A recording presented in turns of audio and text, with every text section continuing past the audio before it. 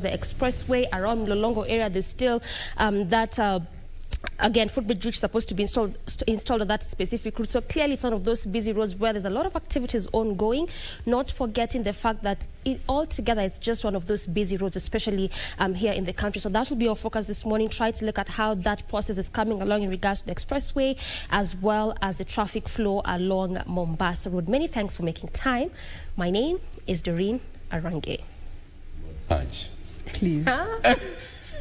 Simu meanza. Cine life.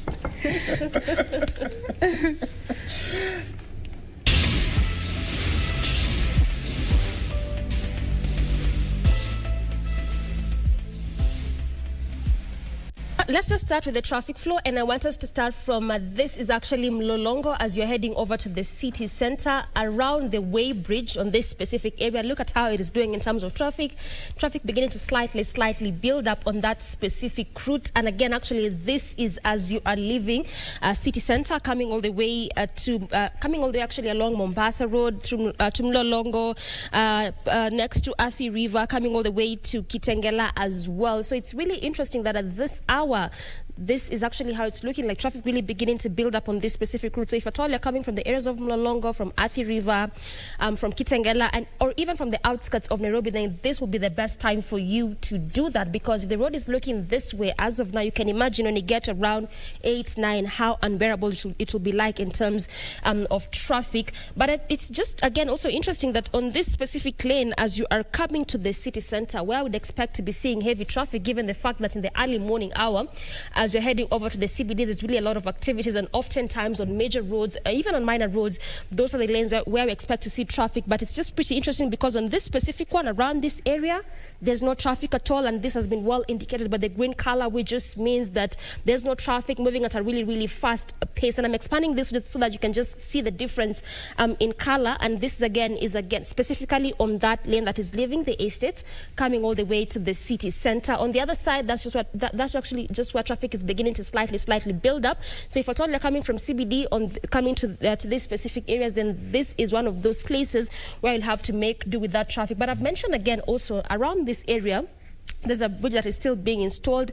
The works is still ongoing. It has stalled for a while around this area, which is around Mlolongo area. So again, that could be the reason as to why we are seeing the kind of traffic we're seeing as of now. Not heavy traffic, yes, but at least it's beginning to slightly build up there. And it looks like things are not changing at all. The orange color, just how it was, a couple of seconds ago, when I'm beginning to look at how traffic was doing on this specific route, it's still just as how it was on that area. But away from that, moving really fast, actually away from Mlolongo, coming all the way to the city center next to Syokimau as well, moving pretty fast. But on that route, which is actually Syokimau Katani Road, as you branch off from Mombasa Road, heading to the other side of Syokimau, on that specific one, actually this one of those sleep roads there, if I can mention.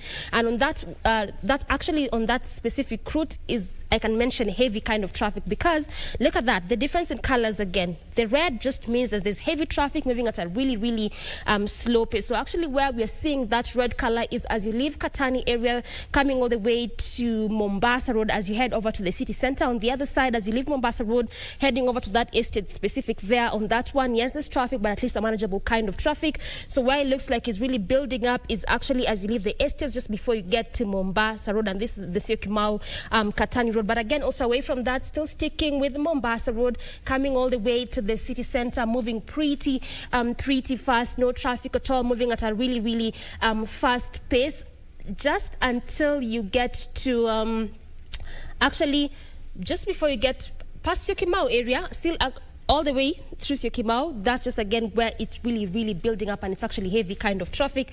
And look at that, not even moving at all, just at a standstill. This is how it is looking like. Look at how thick it's looking like on that specific lane as you leave the areas of Athi River, Kitengela, Syokimau, coming all the way to the city center. So again, also what this means that we'll definitely be trying to look at some alternative routes, because it does not look good at all as you leave the estates, coming all the way to the city center. And also I'm telling you the progress of the expressway and how all of this is leading to the heavy gridlock along Mombasa Road.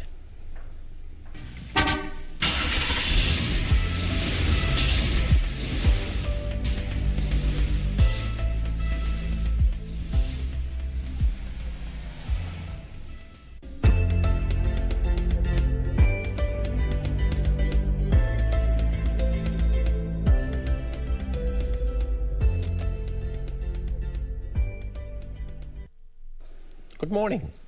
And yes, I'm validated this morning because you didn't hear Doreen mention about Sijui open your bags of crisps and snacks and have them along traffic.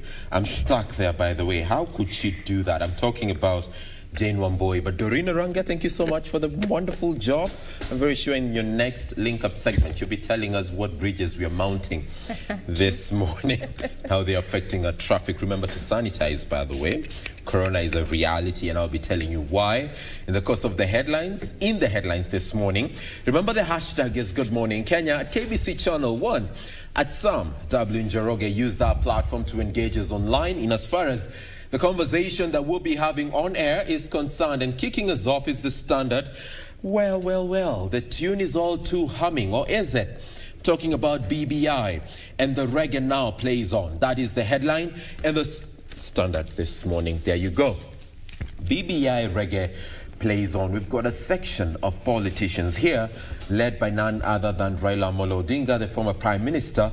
And remember, tomorrow being Wednesday, we'll be having the launch of the collection of the signatures. The target is 4 million. Whether or not this will be achievable, well, it remains a question of wait and see. But remember that governors are supposed to spearhead the campaign for the BBI as far as the counties are concerned. And these are some of the measures that have been outlined by this report that forms the headline, or bears the headline, in as far as the standard is concerned. Details of this particular story on pages 6 to 7 of the standard today, but also quite a report that should attract your attention. In case it hasn't, it should in the course of today. It's all about the post-election violence and why we've never really quite, laid rest to this particular matter. Because as it seems now, 118 people, in as far as the DCI is concerned, that is the Director of Criminal Investigations, are currently or have been recording statements with the DCI. Why? They've been threatened in some of the hotspots when it comes to political violence in the country, and there is a warning now coming forth from the Directorate of Criminal Investigations that, you know what, we will not have a position for violence and post-election skirmishes come 2022. Remember, Geshero is at the ICC, and the reason why he's there is under claim of witness interference during the prosecution of the cases of Joshua Arap Sang and the current Deputy President William Ruto. What is happening, people? What are the angles? What can we piece together? And as far as these headlines are concerned, you will find this in the standard this morning. And now Kenya, in other stories, goes for a 400 billion Kenya shillings loan from IMF and the World Bank. Now that quite literally means that our debt burden is going to increase by over 800 billion this financial year. Remember Tulikuwa Vatican, right? A couple of weeks ago. So we'll be giving you details in as far as this is concerned. And we've got, let me just reiterate this because it's a highlight story, that the DCI boss, that is Kenoti, fires a warning as he reopens the probe into 2007-2008 post-election violence cases, begging the question, why now? And what hasn't been resolved in as far as these skirmishes are concerned. Now, there are claims that 118 people have recorded statements in as far as threats to their lives is concerned, and he says action is necessitated by fresh threats, and the leaders dismiss the move as political amid the stoking ethnic animosity. Others call for full implementation of the WAKI and KNHCR report. We'll be looking into this and much more during the headlines today. In the meantime, asanteni sana kwa kuja, handing you over now to the ladies. Right. Let's have a quick look at the Daily Nation before we get into the details that have been captured on the different dailies. Front page of the Daily Nation, that is how it is looking like this morning. The main story there concerning the DP and the Directorate of Criminal Investigation saying that 118 cases from the 2007-2008 post-election violence under probe, move that has prompted DP allies to, rest uneasy, saying that there is a conspiracy that involves a cabal of powerful political operatives that are working to just kill the deputy president's political life. Looking at what has been captioned here on the Daily Nation, the front page, Deputy President William Ruto predicted in a February interview with one of our local stations that a cabal of powerful political operatives were working to revive the 2007-2008 post-election violence cases. And yesterday, that did come to life with the announcement that was made by the DCI concerning witnesses who went to record their statements. We'll be giving you details of that in not too long. Raila shuts door on BBI negotiations as hopes for a consensus on the contested issues on the Building Bridges initiatives have now been dashed out of this train that has been nicknamed the Kenya Express, which is set to take off tomorrow. Details of how that has been captured here on the Daily Nation coming up in a bit. And one story that has me so heartbroken. A family headed by a single mother, mind you, is now in agony after this lady's triplet daughters were defiled and all fell pregnant and just delivered each a set of twins. They were all set to sit for their KCPE exams next year in March, but right now they are all at home nursing their twin sets, each one of them. And mind you, the firstborn actually got triplets, but one of them died during delivery process. Details of all that I will be giving you as we continue with this segment in the headlines. Well, coming to the Star. The main caption, just as I had mentioned earlier, desperate health workers recycle PPE in virus wars. At a time where we're talking about how we should take care and protect our health workers, now we've gotten to a point where they are recycling the protective equipment, and you're wondering, if they're recycling this, then how are they supposed to protect the other Kenyans who come in and they're COVID positive? But that's the main caption actually this morning when it comes, actually in the Star, and this story has been well fleshed out from page 4 through 5. We'll be unpacking details of that as you get to more of what is inside the paper. There's also matters to do with the DCI and the DP, why Kinoti is reviving Kiambaa murder case. The DCI chief saying that 72 murder cases, 44 land displacement cases under investigation. Also, be getting to unpack more of that in just a short while. At the bottom end, police now investigating the beneficiaries of teenage parties, saying that actually there are people who are benefiting from these images, and that's why they're also launching investigations in regard to this. This story made headlines on different media houses as from Sunday in regards to this young girls who were found in Mountain View Estate.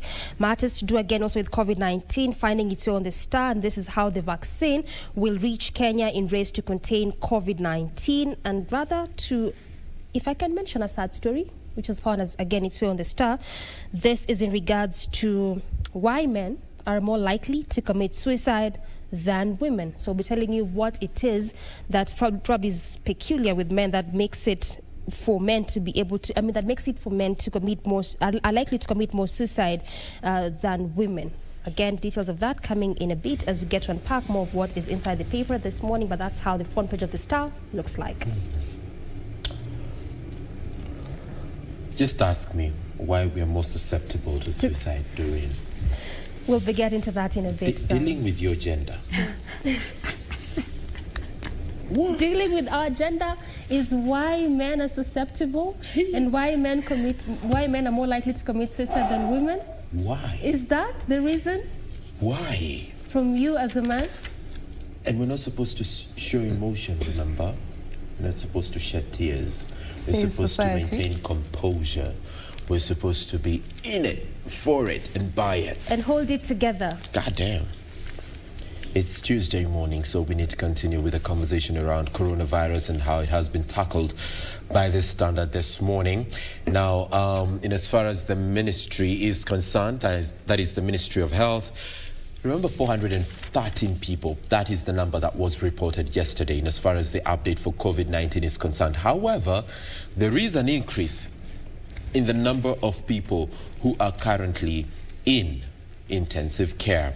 The number now is 52. They're in ICU, and 32 are on ventilators, while 16 are on supplemental oxygen. And remember, this is a requirement around all the counties when it comes to the need for oxygen and installing bulk oxygen. As such, we've had counties like Kiambu do a model in as far as that is concerned, and these are some of the details that we shall be giving you in the course of In the Headlines today. However, there is also the story of Samuel Arama. He's the Nakuru West Member of Parliament, and how he was able to battle COVID-19 at home. Remember, the bed capacity is shrinking by the day because the number of cases are going up, and especially those that need critical care too is going up. However, you'll be finding the story of Samuel Arama, the Nakuru West Member of Parliament, and how he was able to battle with COVID-19, being on oxygen, not on oxygen, but on, he's all piped up, by the way. There's a photo of him here in bed. This one right here. Yeah, this is the Member of Parliament I'm talking about, Samuel Arama, laying in bed, pipes all over him, and how he was able to battle that at home. Now remember, this is a privilege that can only be extended to those that can afford it. So it is important that you exercise citizen responsibility as opposed to going through this.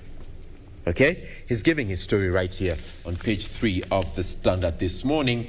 You have deserted us. That is the voice of health unions in the country in as far as the fight against COVID-19 is concerned. And even as, I beg your pardon, Doreen was saying earlier, they feel they've been neglected, and now a section of them are quite literally recycling PPEs. What is the way forward in as far as this is concerned? All this and much more is covered on pages 2 to 3 of the Standard today. However, on page 4, we've got quite an interesting twist in as far as the fight against COVID-19 is concerned. Remember the Cuban doctors?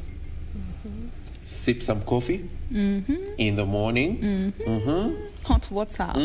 Hot water. So the conversation about Cuban doctors has found its way back to the discourse in the country, and whether or not they have any value when it comes to combating COVID-19. What has been the status so far, and what has been the level of investment in as far as having these medics in the country is concerned? That is page 4 of the Standard for you. But also more interesting, do I say interesting? Sad.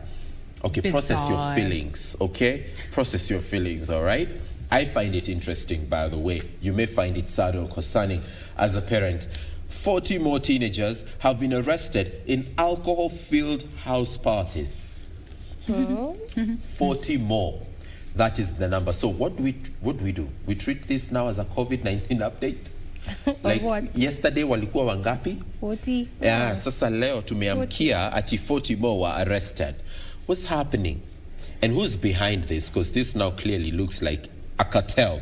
And DCI said this in as far as the arrest of these 40 is concerned, that it is unfortunate, underline the word unfortunate, that such individuals are doing so, not only in contravention of the law, but also ignoring the negative impact of their actions on the lives of the minors. We wish to remind those circulating such photos and videos that such acts are punishable by law, because they've been going down. And I mean, literally, these teenagers, God, yeah. They need to chill. They've been going down. They need to take a chill pill. You can take one every 3 times a day. It's going to help you tone down. Okay? It's literally going to help you tone down. But also, there is that question that is being posed to the parents. Ulikuwa wapi? Na ulisikia wapi when all this was happening? How come this was not happening earlier? And this is a phenomena and a pattern that we're seeing currently. That is page 4 of the Standard for you this morning. And imagine even Jane is talking about a set of 3 girls delivering twins each. Yes, that's actually the story I want to get started with. And we were reporting on teenage pregnancies earlier this year, and not from foreigners or other parties, from the family. Actually, the better part of this year, we've really talked about teenage pregnancies a lot. And it's one of the silent pandemics that has also been thriving within this pandemic. And this just brings the harsh reality of what is happening more so in the coast region. And mind you, this has been termed as an all too familiar situation. It is not bizarre in that particular region. It is something that is all too familiar. It is what it is. It is what it is there, man. But let me give you a bit of details of what has been captured in regards to this story. So this is the story of one Millicent Mwema, a single mother of 5 triplets and 2 younger siblings. So she hadn't noticed any changes with her triplets until she started noticing that the younger triplet was having, some random new garments, and she was like, okay, where did you get this? And the girl told her that, clad. Yeah, undergarments. Oh. That she bought that with her pocket money. Yeah? Probed a bit further, and it wasn't until, a mother's suspicion. The intuition. The voice ndani yako kanakwambia ukweli, whisper. Yeah. Until one day she actually busted them in the room, and she told them to take this pregnancy test, and they all came out positive. But the younger one ran away before she could take this test, but she came back. Now, the man who's responsible for this was the gardener. He had been apparently, for all of them, the 3 of them. He had Shamba boy. Yes. He had been luring them at night, enticing them, giving them pocket money here and there.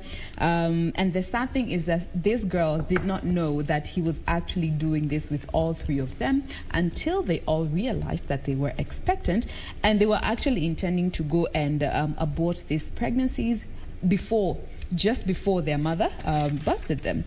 So the mom, of course, was angry, but she told them, you know what, we're going to do this. Walked through the journey with them, carried the pregnancy, but due to their young age and multiple pregnancy, they were very high risk. So went to the hospital. They were told, in order for your daughters to survive, each of them will have to lose an infant. The mother said no. She sought private healthcare assistance and talked to the doctors, and after 3 days, they all delivered. And the firstborn is said to have delivered triplets, but one of them did not make it. Right now, she is at home taking care of her 3 daughters and her 6 grandchildren. And mind you, her daughters are expected to sit for KCPE come next year in March. So far, this guy is still at large. However, the authorities are looking for him. He ran away after the girls told him they were expectant, blocked his number, changed everything, and right now the only information that the police have about him is his name. The number that he has was apparently registered with a different ID number, so that is a dead end. But they are out looking for this man. What? Vile ana walk and a talk ni shamba boy. That is heavy. But and the mom is a single mother. Single mom. So taking care of 3 daughters and 6 grandchildren. 5 children. She has 5 children. 5 children. Yes, and now 6 grandbabies. Now. And the man responsible fled. Is at large. Guys, you remember the education reforms? I'm just moving on swiftly. Yeah, because I don't want us to get accused of having our personal opinion on such a I think we should take a break before we move on. Yeah, that's what I'm saying. Yeah. Like, there were educational reforms that were happening, especially with the universities. And remember that bid to increase the university fee? Well, VCs now are seeking the help of the National Assembly in as far as that is concerned. So details of these and other stories coming up after Jane. This messages. I got you.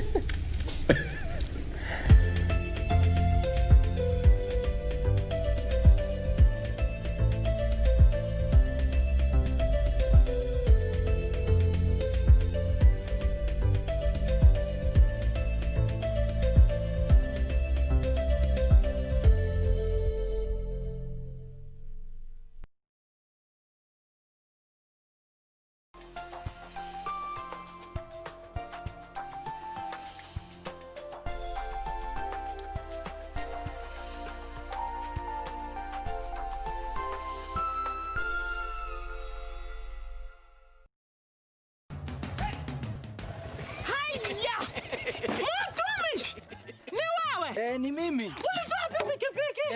Sidhani sitaomoka. Ni yako? Hii nduthi ni yangu. Niliwahi pale Quickbit. Quickbit? Quickbit imekuja kusaidia wananchi kama sisi. Nilinunua 399 shillings juu nilikuwa the lowest unique bidder. 399 shillings. Quickbit shilingi moja unaweza nunua pizza. Shilingi 2 unaweza nunua micro. Shilingi 5 unaweza nunua hata gari. So tupeleke huko hata Mtu aendi huko. Jiunga na Quickbit ni rahisi. Enda kwenye M-Pesa, bonyeza paybill kisha weka business number 4032353. Kwenye account weka kodi ya bidhaa unayotaka na bidi yako ya chini zaidi. Kwa mfano TV 16. Kisha weka shilingi 20 tu kama idadi yako.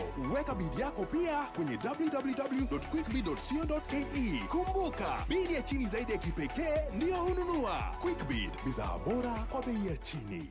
Tonight on KBC Channel 1. You're fired. Get lost. What did I do wrong?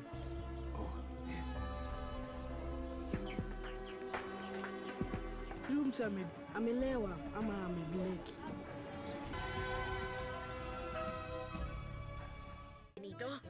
Unless you want me to put you 6 feet under, I suggest you hide now. There is no way that the daughter of Rosendo Vasquez will be begging for affection. In love with Ramon.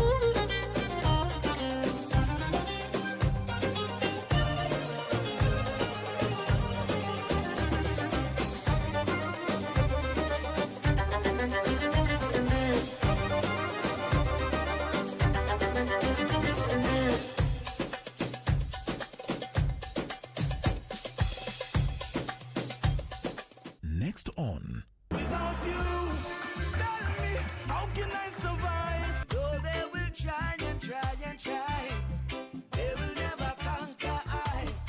We have no fear. We are the lions in the jungle. Jamaica, Jamaica. Oh my reggae, nice and it make ya. Under the pressure, yeah, under the pressure. If your watch up and take away now, we cheat and take a car.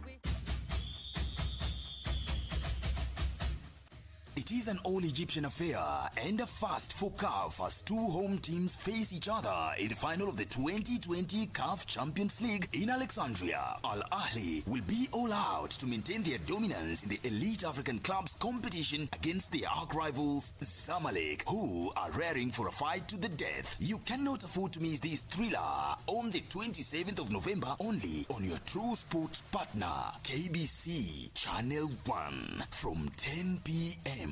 We have a lot in store for you. Be on the lookout.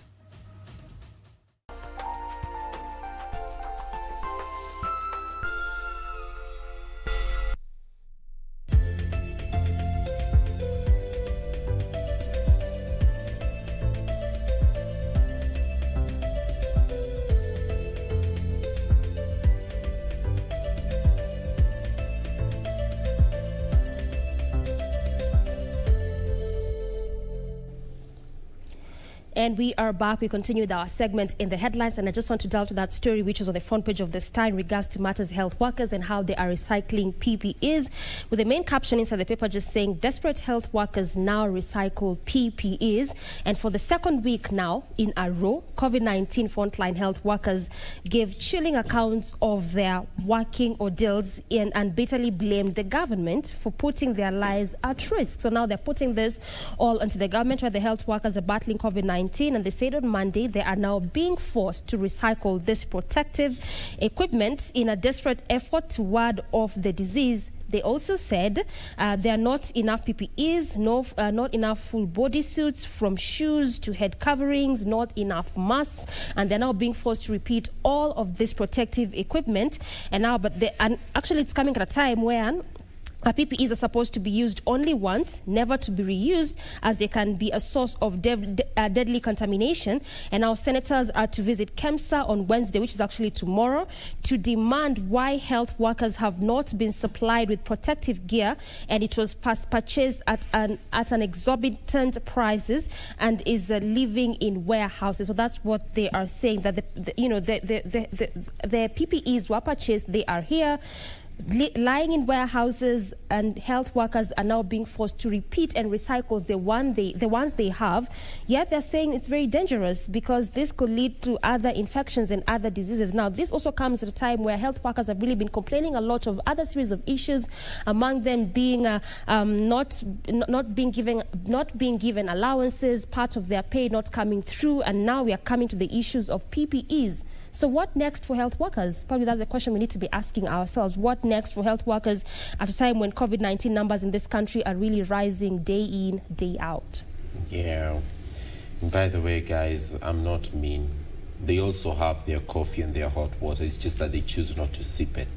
I don't know why. And it's a breakfast show, ladies. What's happening? I have been sipping. You've been sipping? I have to. Oh, nice. It's good. Yeah, someone took reservation that I'm the only guy having coffee on set, but we are having some, and I mean coffee in that regard. But you remember that conversation about VCs now seeking house support to increase the varsity fees.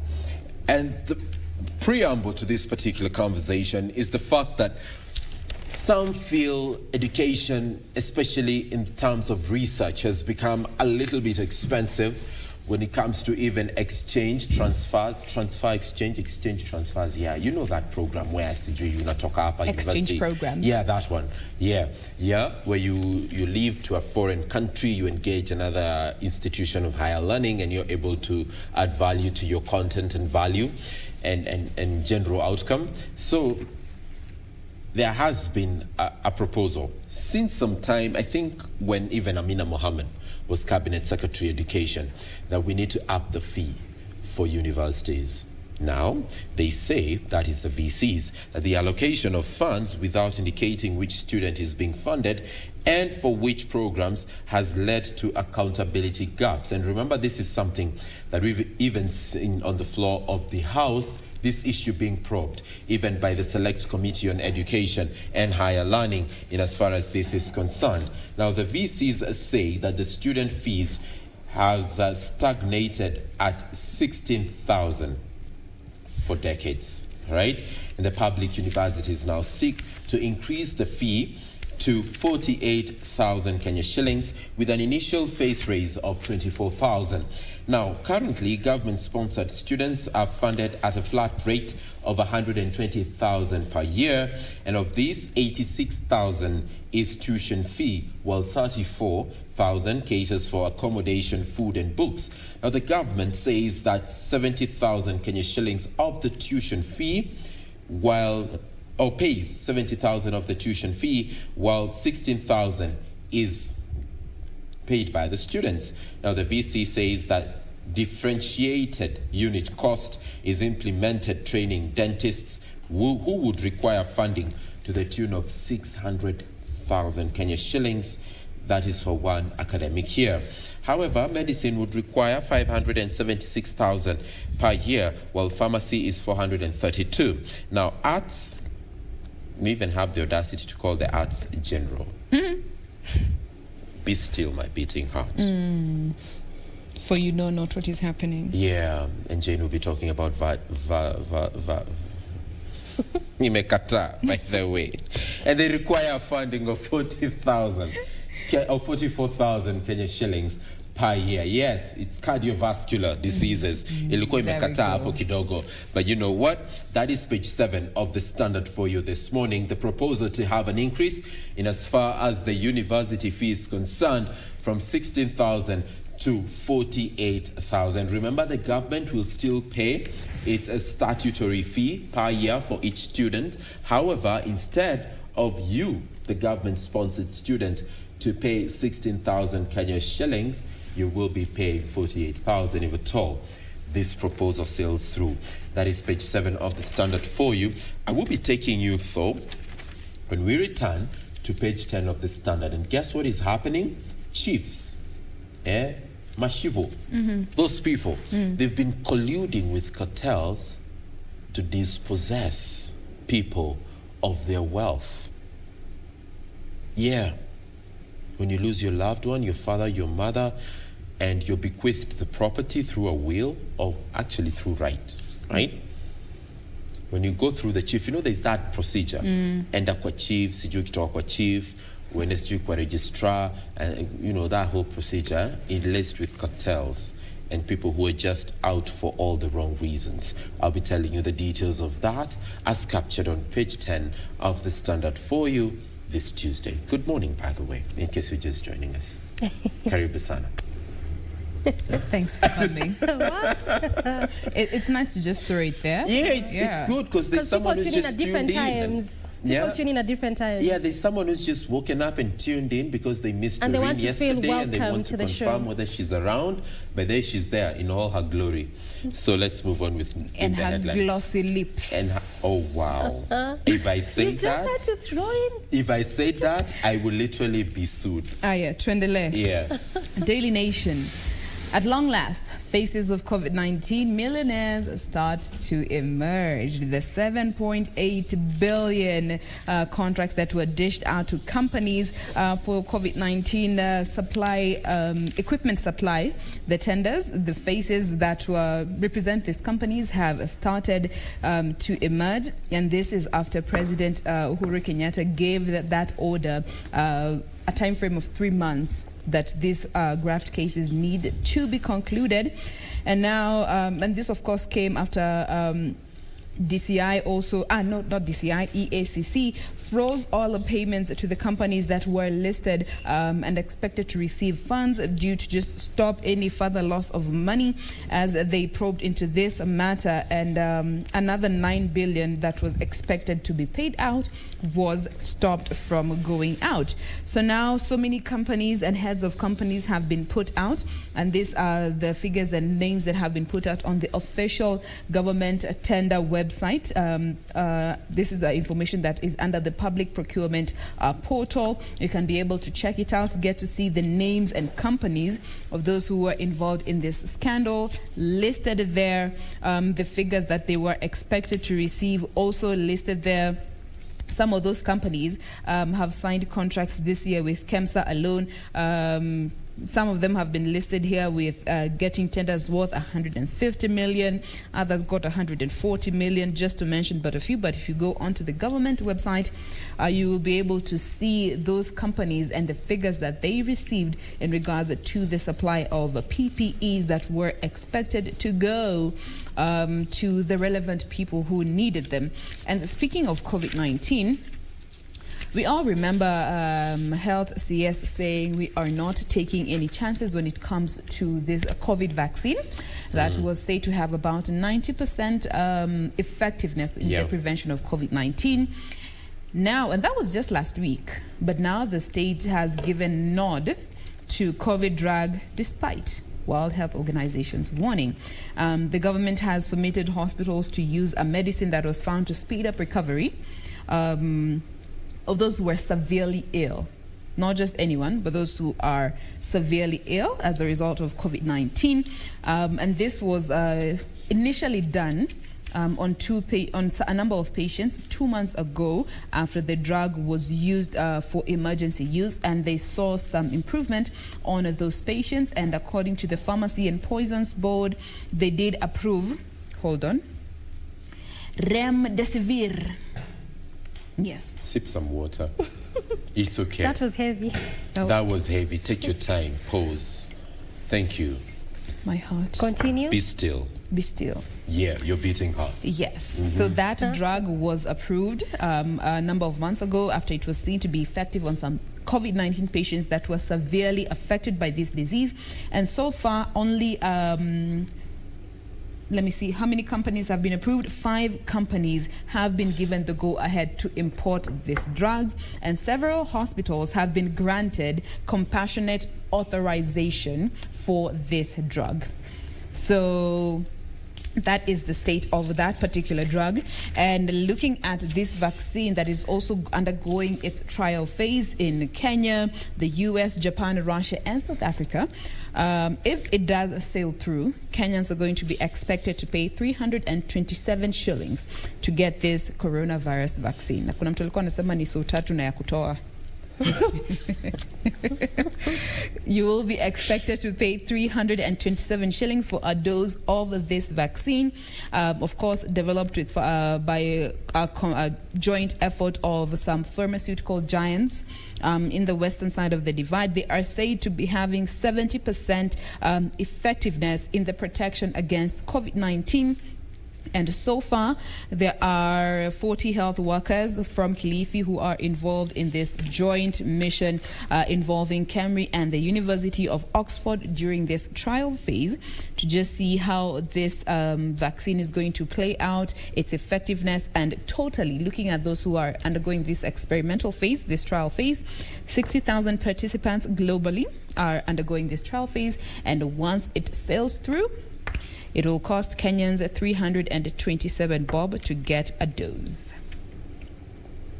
COVID-19 for you. It looks like that story of vaccines and COVID-19 still has found its way on the Star with the main caption, how vaccines will reach Kenya in race to contain COVID-19. So whichever paper best suits you, get a copy, get details of that specific story and get to understand how these vaccines will reach the country. But now, I want to move to that story again, which Sam were actually talking to us earlier in regards to how men are more likely to commit suicide than women, and you're telling us from your perspective as a man. But let's see what the Star is saying. Now, why men are more likely to commit suicide than women, saying that men are 3 times more likely to kill themselves than women due to harmful stereotypes about what it means to be a man.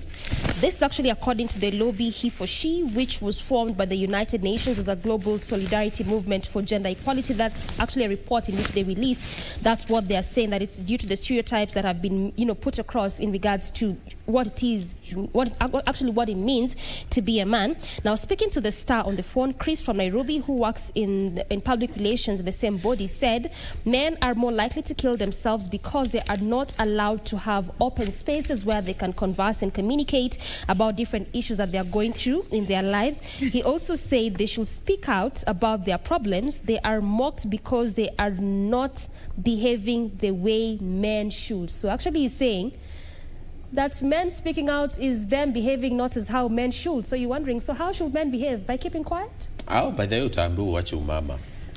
And you see, actually, it just says data. Why is that an insult? And even data. Exactly. Listen, why guys. Is that usually an insult? Just listen. Data from WHO also shows that out of the 421 suicide cases in Kenya in 2017, 330 involved men, and actually that number is rising even after 2017. So he's just saying that for you to speak out as a man is you not being a man. So who said men are not emotional, men cannot speak out?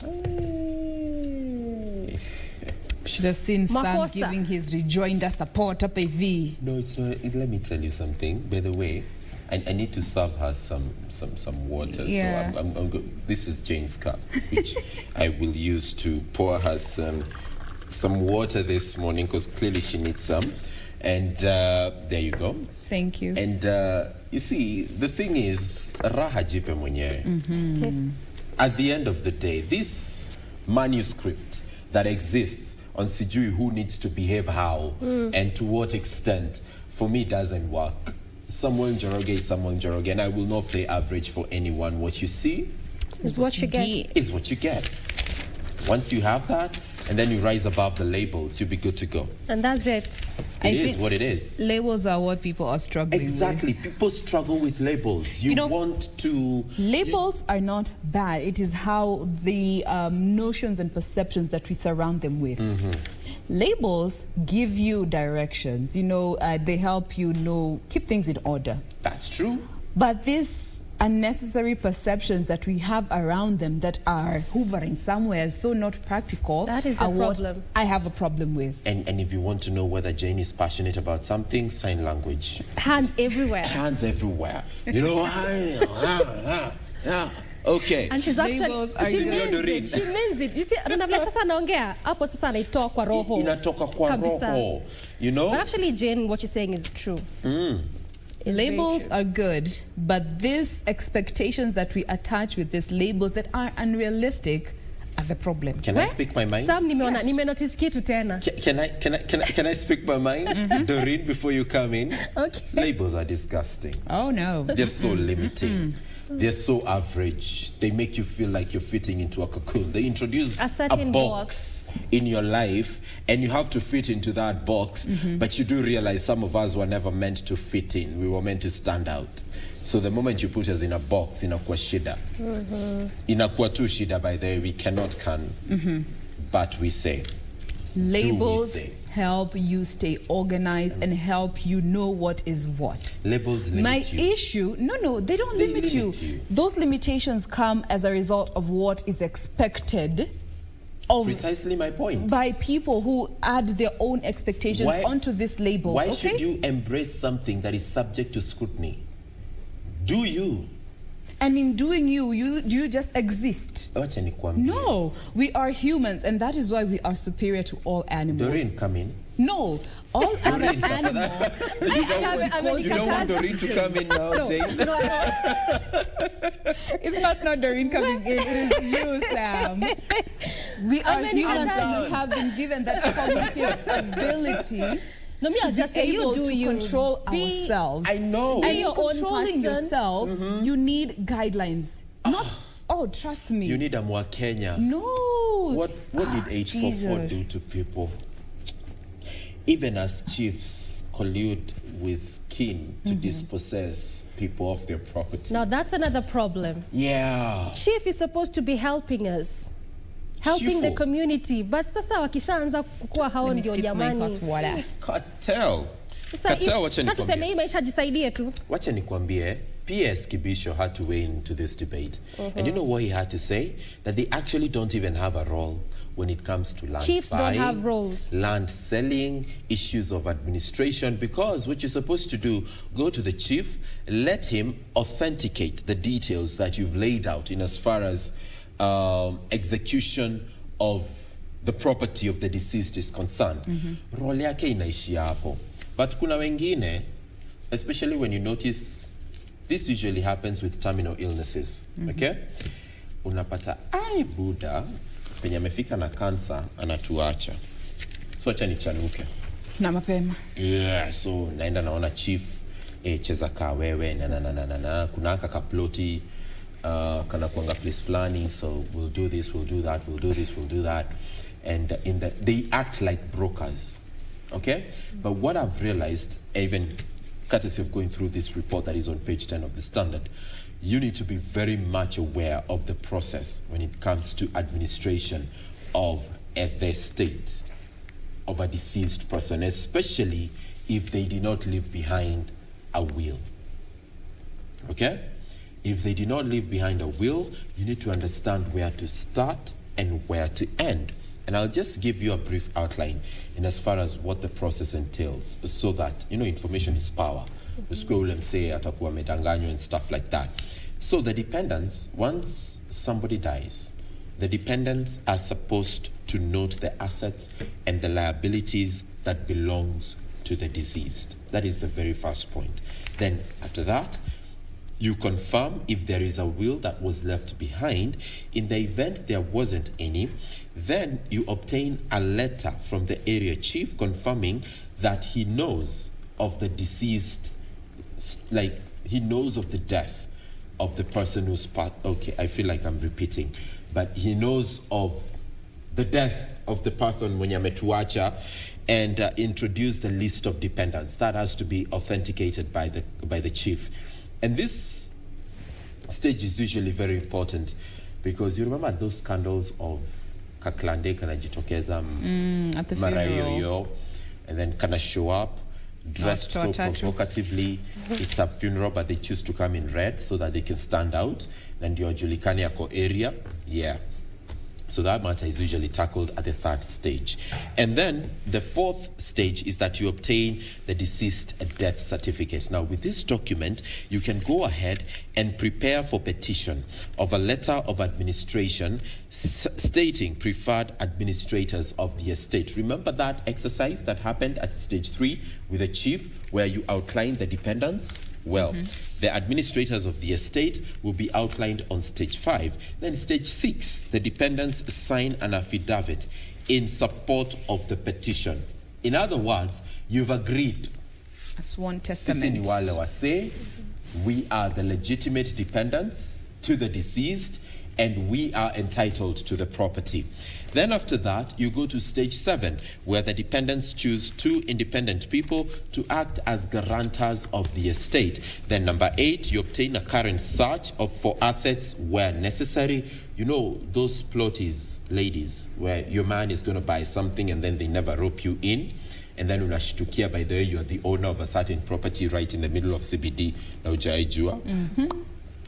If wishes were horses. Stage 9, okay?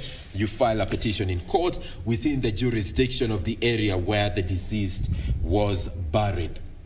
Not where they died, where they were buried. Because then the area of burial is the ancestral or place of preference. Then stage 10, the court advertises in the Gazette within 1 month.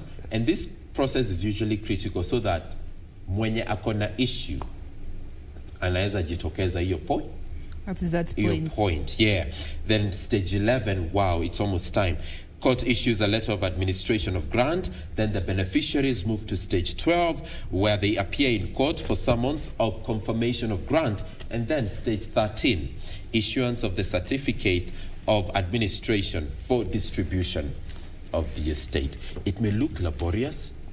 In some cases, usually it is, but do things right and get it right at the end of the day. That is the most important thing. And that is page 10 of the standard for you, ladies. Guess what? Huh? Sisi gazeti sasa zinaweza funga nyama. Watu wajasoma bado. Aish. Tusha peruse. Tushawaambia what's inside. I mean, butchers come for this. Kitu inaweza funga nyama sasa. It's official. As we take a break and prepare for what's coming up. Right, ladies? Professor Nyong'o will be with us, the governor of Kisumu County. He will be representing the Council of Governors because come the 30th, there will be a conference at KICC. It's all about re-energizing economies across the 47 devolved units post-COVID-19. What are the strategies? What do you need to know? And what will be your role? All these and much more coming up during the only way to start your day. Good morning, Kenya. How you doing?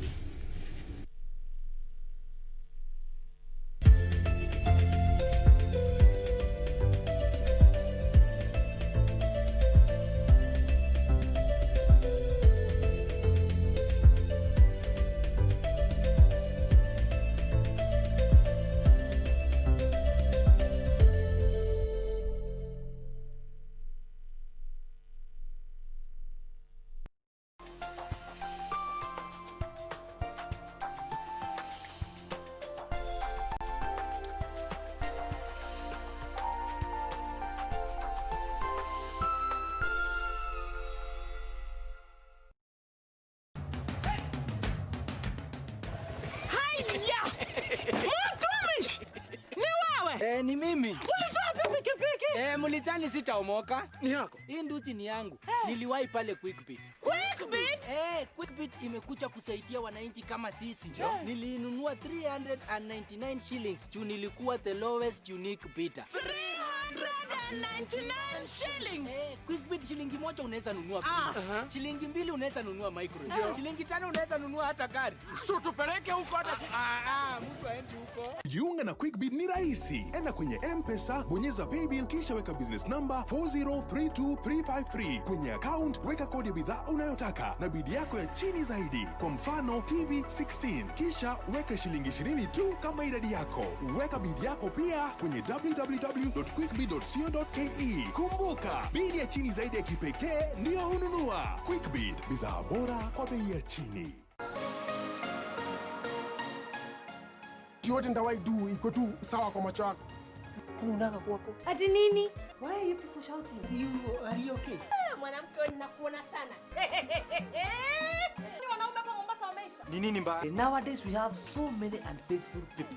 What? We need to talk about her every time we are together. I'd be very careful the way you address me. Zako zinakuangaje? Huwezi kaa dakika mbili hata bila kuteta. You will all sign new contracts. And I am supposed to be briefed. What? Taki ujinga. Oof.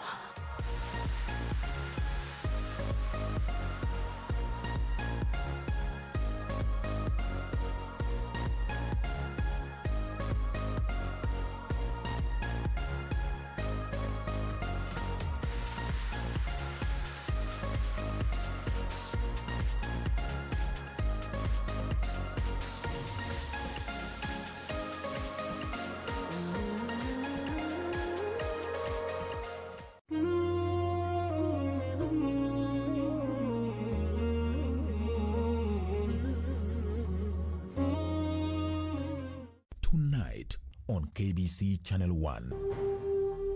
I order you to go to Takshashila and suspend Sudama its premier.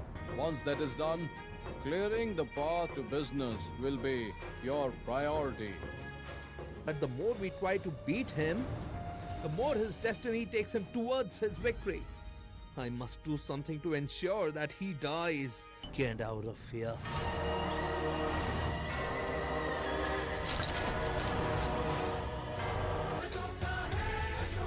Tonight on KBC Channel 1. Tread very carefully with me. Mimi hakuna karo niliona. I feel guilty. I couldn't protect him. From whom? Jemu. Wewe watch DVD kwanza alafu taamua.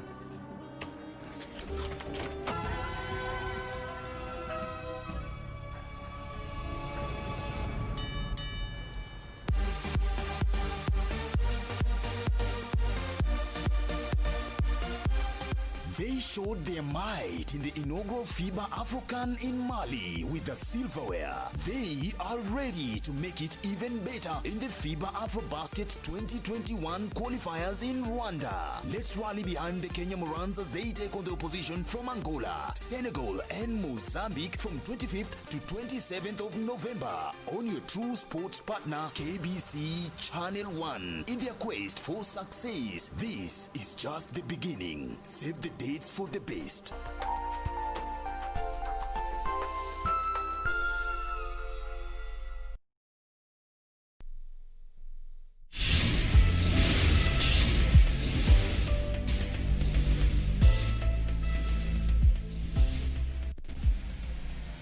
Well, and at 3 minutes past 8, we want to take a look at how our roads are doing in terms of traffic for our second link. Also trying to look at some alternative routes, if at all there'll be any. And I want us to begin from that area in which you left, which is actually around Syokimau, if you can remember the kind of heavy traffic around this specific area during the first link. And it just looks like that's just how it is even as of now. Lately, Mombasa Road has been one of those roads where since early morning hours, heavy traffic beginning all the way from the areas around Mlolongo, just as you come to the city center, Syokimau area around South Sea. And look at how it's looking like at this hour. This is actually just as you leave Syokimau Katani Road, coming through Mombasa Road. This entire stretch, heavy kind of traffic. In fact, in some parts, it's not moving at all, just at a standstill, and this has been well indicated by this maroon color, and also it's on the specific lane as you leave the estates heading over to the city center. That's just where there's really heavy kind of traffic, where I mentioned that in some areas not moving at all, at a standstill. On the other side, though, as you are coming from the CBD, coming through the estates, at least on that specific one, it's green, meaning that it's moving at a pretty fast pace, no traffic on that specific route. But still, again, coming to this side, as you head over to the city center, looks like things are not changing at all, heavy kind of traffic. And as I mentioned, in some areas not moving at all, in some others where you're seeing actually the red color, like on this specific area, still around Syokimau. So where you're seeing the red, it means that, again, there's still heavy traffic moving at a really slow pace. And it looks like this specific situation just coming all the way from Syokimau, still sticking with Mombasa Road as you head over to the city center, all through. In fact, on this entire stretch, actually all through, just again before you near the Cabanas area next to Imara Daima, all through this specific area, heavy kind of traffic. But also around City Cabanas place, this specific stretch, it's also a bus terminus, not forgetting that it's around the next to a footbridge. So again, these are also some of the factors that oftentimes will lead to the kind of traffic that we are seeing on our roads, and even at this hour. But still sticking with the same stretched, heavy kind of traffic. But at least the beauty is that on the lane that is coming from the city center as you come to the estates, or even if at all you're going about any kind of business activities, any kind of work along Mombasa Road, at least it's going to be a smooth sailing for you, because on the lane that is coming from the city center heading all the way to the estates, on that specific one, it's just green all through, meaning that there's no traffic. So while there's really heavy kind of traffic, it's actually as you leave the estates, coming all the way from Athi River, as I mentioned, from Kitengela, from Syokimau, and also from the outskirts of Nairobi as you head over to the city center. So again, it's very important for me to mention that, yes, in as much as there's construction activities going on this specific road, Mombasa Road is also one of those busy roads, because, as I mentioned, also from the outskirts of Nairobi, which ultimately means that it also caters for vehicles that come from outside Nairobi. But away from City Cabanas, as you head over to the city center, looks like things are opening up there, just slightly past Cabanas, coming all the way to the CBD. At least the kind of traffic on this specific area is not as much as it is around Syokimau, at least on this specific stretch. Yes, there's traffic, but at least a manageable kind of traffic. And again, that has also been well indicated by the orange color there, which just means the traffic is beginning to slightly build up, but at least a manageable kind of traffic. So what, again, also this means is that if at all you're coming from the areas of Kitengela, Athi River, Syokimau, and if you're heading to the city center, then Likoni Road could be one of the alternative routes that you can use just before. If you're not yet past this bypass, you can use this route as the alternative route. So let's see how it is looking like, if at all it can serve as a good alternative route, because oftentimes this road normally serves as a good alternative route for those that are coming from Mombasa Road. So this is how it's looking like in terms of traffic, at least on that stretch as you're leaving Mombasa Road, just branching off to the Airtel House, coming all the way through Likoni Road. At least it's green all through, meaning there's no traffic at all, moving at a really fast pace. And this is actually how Likoni Road is looking like as of now. So what you do, if at all you're coming with this one as alternative route, it just means that you branch off from Airtel House at the bypass there, come with the same route, which is Likoni Road, then branch off to this roundabout, which is the Likoni Enterprise Road, come with the same route, actually at Enterprise now, then branch off to Bunyala Road, coming all the way to the city center. So clearly that can be one of the alternative routes, or still come with the same route, come with the same route, which is Likoni Road again, and branch off to the other roundabout, because there are two of them around this area. Or again, also alternatively, come still with the same route, which is Likoni Road, then branch off to, as you head over to Jogoo Road, coming all the way to the city center. So that could be one of your routes that you can use as an alternative route if at all you're coming to the city center. We're still trying to focus on what is happening along Mombasa Road in terms of traffic, but as of now, this is how it is looking like.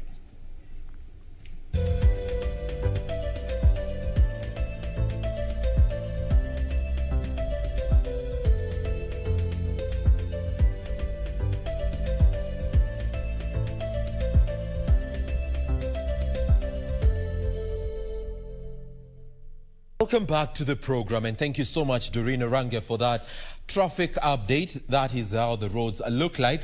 But remember, we did tell you at the top of the hour that we shall be having a conversation with His Excellency Professor Nyong'o. He is the County Governor of Kisumu, and he is representing the Council of the Council of Governors rather, because come the 30th of November, we will be having a summit right here at the KICC focusing on the re-engineering of economies post-COVID-19.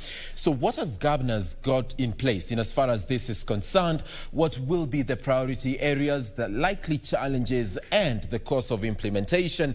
You can join into the conversation using the hashtag Good Morning Kenya at KBC Channel 1 and at Sam W. Njoroge. Now, with pleasure, I introduce to you the Governor of Kisumu County, His Excellency Professor Nyong'o. Welcome to the program, sir. Good morning.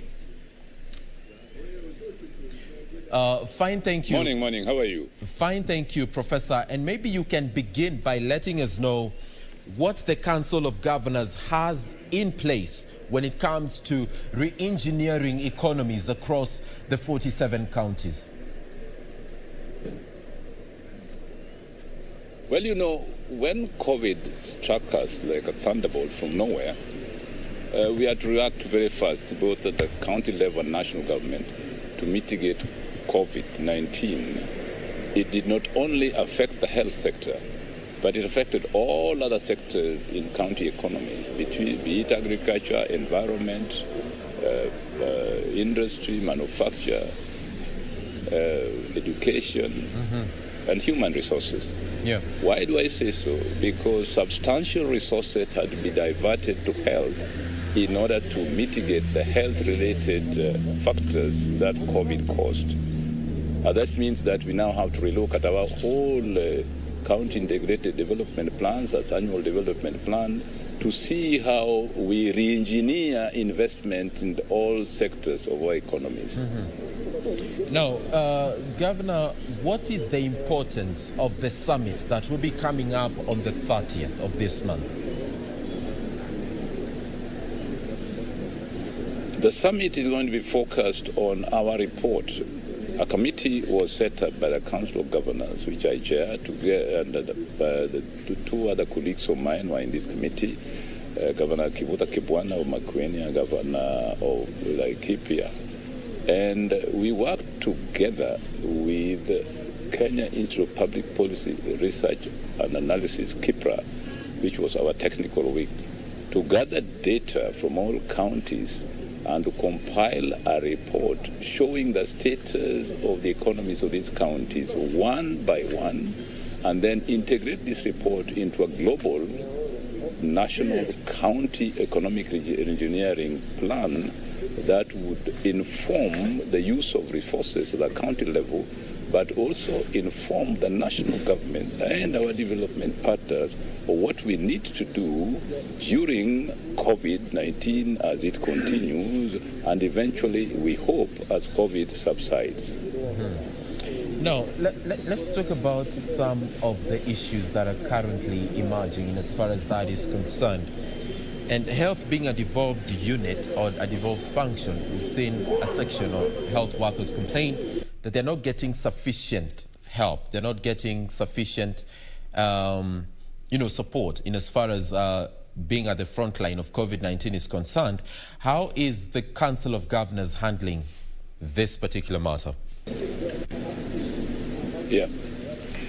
Yes, this is a very difficult matter. Difficult at the county level as national government level as well. Because, the demands of COVID-19 prevention, treatment and care is quite huge. It means devoting a lot of resources to this effect. It means relooking at the budget for both levels of government. Now, we have been struggling to do this, to devote enough resources, particularly to having enough doctors and nurses. Even before COVID, Kenya already had, within public facilities, a shortage of doctors and nurses. Not because there are not enough trained nurses in our country. In fact, we have some nurses who are not working and who need work. But I think we must look very carefully as how we deal with human resources development in terms of training, in terms of deployment, in terms of service for both doctors and nurses. And these things, I think, have been pending for too long, and now they have come to the fore. I would recommend really that rather than engage in a blame game on who is wrong and who is right, analyze the factors contributing to the crisis in the health sector and come up with a way forward. I know when I was Minister for Medical Services, we did handle these issues. We instituted institution reform in bodies like KEMSA and NHIF, but I'm afraid that over time, some of these institutions have gone to seed in terms of not living up to the expectations of the reform that were put in place. We have to look at this and put things right. And I do believe that when the doctors and nurses call for attention on these issues, I personally don't think that a strike is the best weapon, because a strike just makes things more complicated and difficult for innocent people who need medical care. But I think it is possible to have a rational and reasonable discussion, a way forward on both sides of the divide. All right, Your Excellency, now let's talk about the pocket of sunshine, and that is the adoption of innovation and modern technology when it comes to combating COVID-19. What role will this play when it comes to re-energizing economies across the 47 counties? A very big role. You saw that during COVID, when it was required that people put on masks, there were not enough masks in this country. But small and medium enterprises started making masks all over the place. Then the government realized that, or the health sector professional realized that it is important to have some standards of having this mask, because masks can be masks, but they must be of certain standard to prevent COVID-19. And we call in the Bureau of Standards and other government agencies to make sure that there are proper standards that every SME should take into account when making masks. This also applies to other appliances that are needed in medical service. And I think Kenyans are very innovative. Institutions are very innovative. When Kenyatta University students discovered or developed ventilator, it proved actually to be even better than those imported from China. So we need to build institutions of business incubation and innovation to give arena or facilities for people who want to exercise their inventive minds in using science and technology to give us the kind of equipment that we need in production as well as service delivery. Here in Kisumu, we are just about to open a business incubation and innovation center, and the Ministry of the ICT Ministry is working with us in this regard. And I think that when we open this business innovation and incubation center, all the business hubs we have in this county will find an arena where people can meet together and really save on economies of scale. For example, when an entrepreneur has to spend on telephone, on electricity, on internet, and so on, if you take them to an institution where they forget this overhead and concentrate on invention, we are going to have a lot of talent developed in this country. And the COVID has given us the opportunity to think afresh about business incubation and innovation. All right, fair enough. And I'm glad the national government itself, in their policy,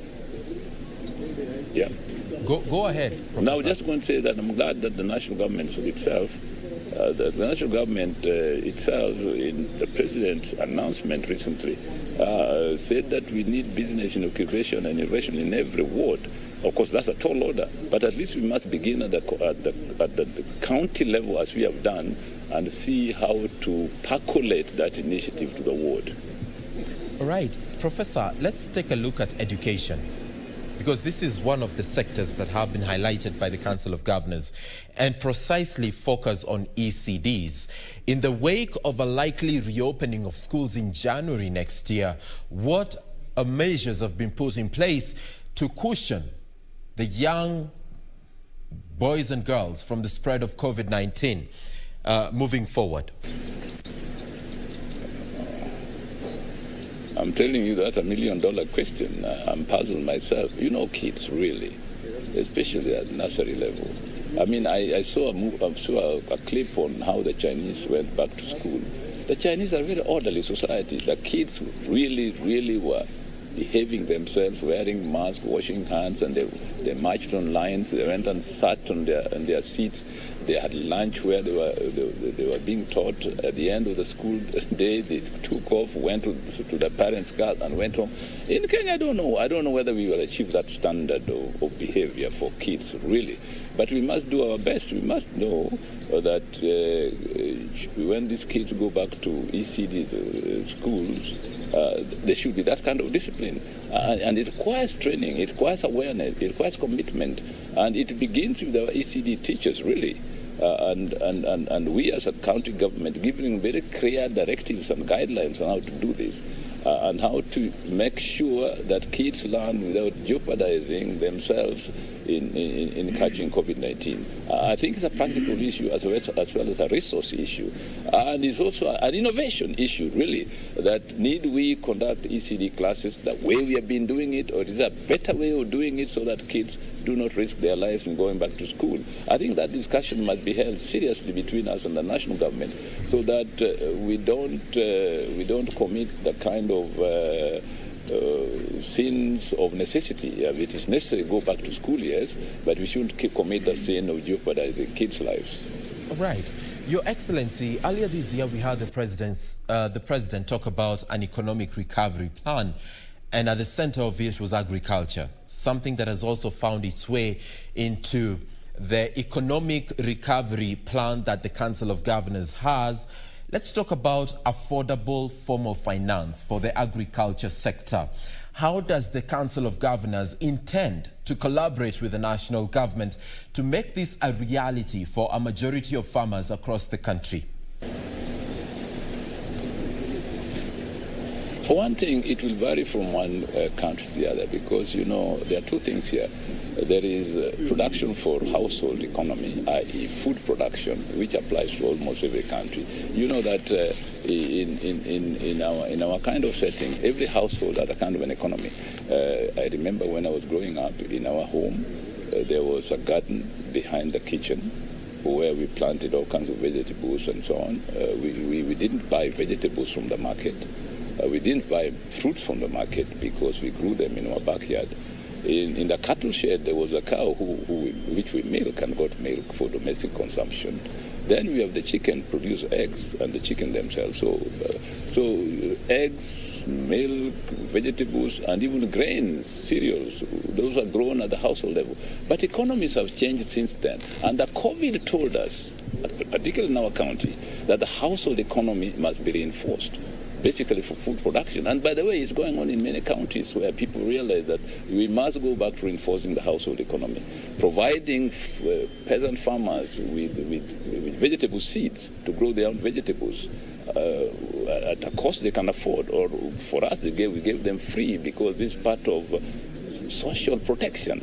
So seeds are extremely important for social access to seeds as a part of social protection. Secondly, farmers should now cultivate some kind of scientific approach. Certain soils require certain seeds or certain types of vegetables. This means that extension services must be re-engineered so that you have agricultural specialists coming from the counties, land specialists coming from the counties, going to test soils in villages and advising people what kind of crops and vegetables can you grow here.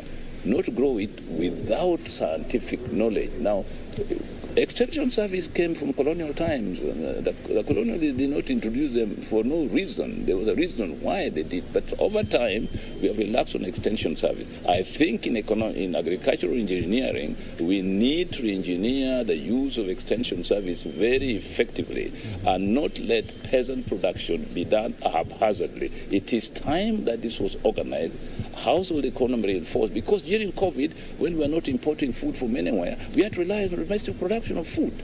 And by the way, all of a sudden, things were appearing in the local markets from the household economies. This must be re-engineered. I think that must be the beginning of re-engineering the agricultural sector, because food is very critical to human survival. Right. Professor, you know, in the wake of COVID-19, we've seen some emerging issues, and key among them is gender-based violence. And this has been captured under the gender and youth, section of your re-engineering strategy. How do you intend, Governor, to come up with or strengthening inclusive community outreach strategies to mitigate the effects of gender-based violence across the counties? You know, if you look at the County Government Act, you will realize that the structure of devolution goes up to the village level. And the smallest unit of administration in counties is the village council, the village. It has a very good structure, a village council, a village administrator.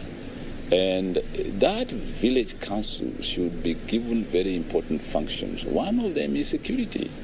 Rather than rely on the old Nyumba Kumi, which was developed during the Nyayo era for purely security reasons, I mean, security is not divorced from social interaction, from cultural practices, from human relations.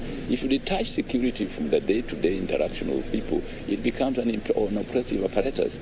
So we need village council to handle the issue of security by knowing that in this village, who lives here, when somebody comes who is new, what are they coming to do? Where are they going? So that the villagers begin protecting themselves and educating their children on good ways of life. When we were growing up, we used to be set down in a kind of a courtyard and be told the do's and the don'ts in community life. These days, that kind of community life is disintegrating. We must realize the community life is part and parcel of building security. Secondly, the government apparatus of security should be much more friendly to the people. And this is why civil rights organization and community organization become important to interact with the security systems of government, both at the national county level, so that information about insecurity reaches the right authorities through a system that does not jeopardize security itself. Because sometimes people who may be reaching security about certain information may be self-serving. They want to incriminate their neighbors so that government punishes their neighbors at the neighbor's expense without really proving that insecurity or some crime had been committed.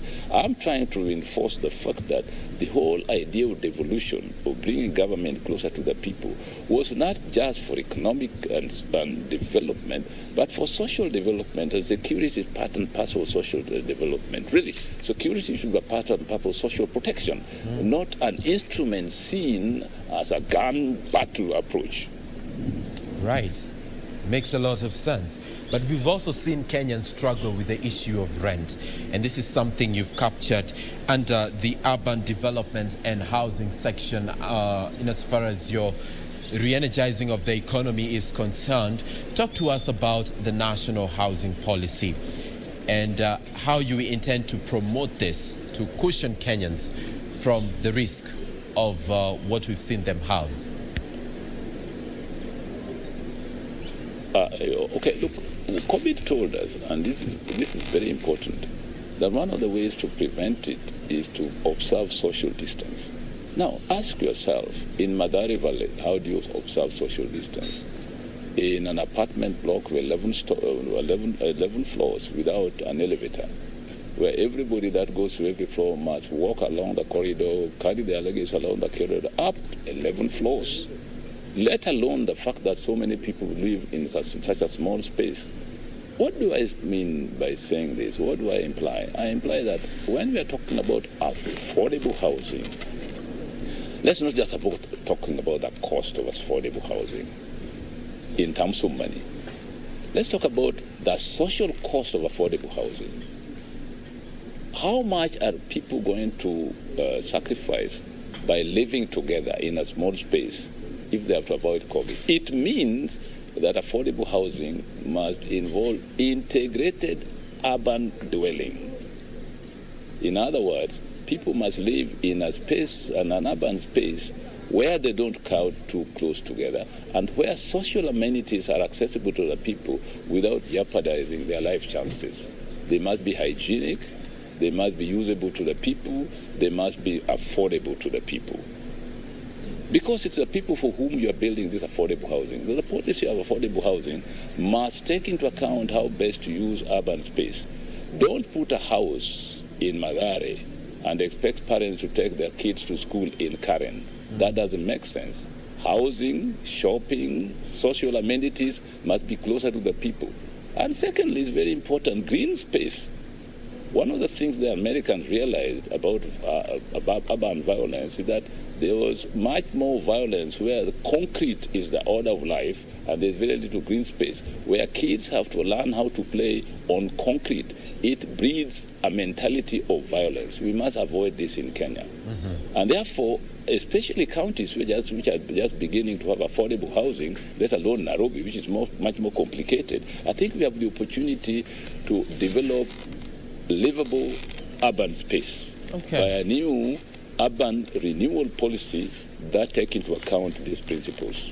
All right, Governor, in the interest of those who are watching us this morning, what will be your priority areas when it comes to re-energizing the economy of Kisumu County? My brother, almost everything looks an urgent, by the way, because as far as people of Kisumu are concerned, they want it now. Yeah. You know, they want it all now, you see. And to choose priorities first, of course, people must live somewhere. They must have water, they must have food, they must have access to where they live. So infrastructure is important, water is important, housing is important, and health is important. If we can assure these four things, I call them basic needs. There are certain basic needs in life which if you don't have, you can't perish.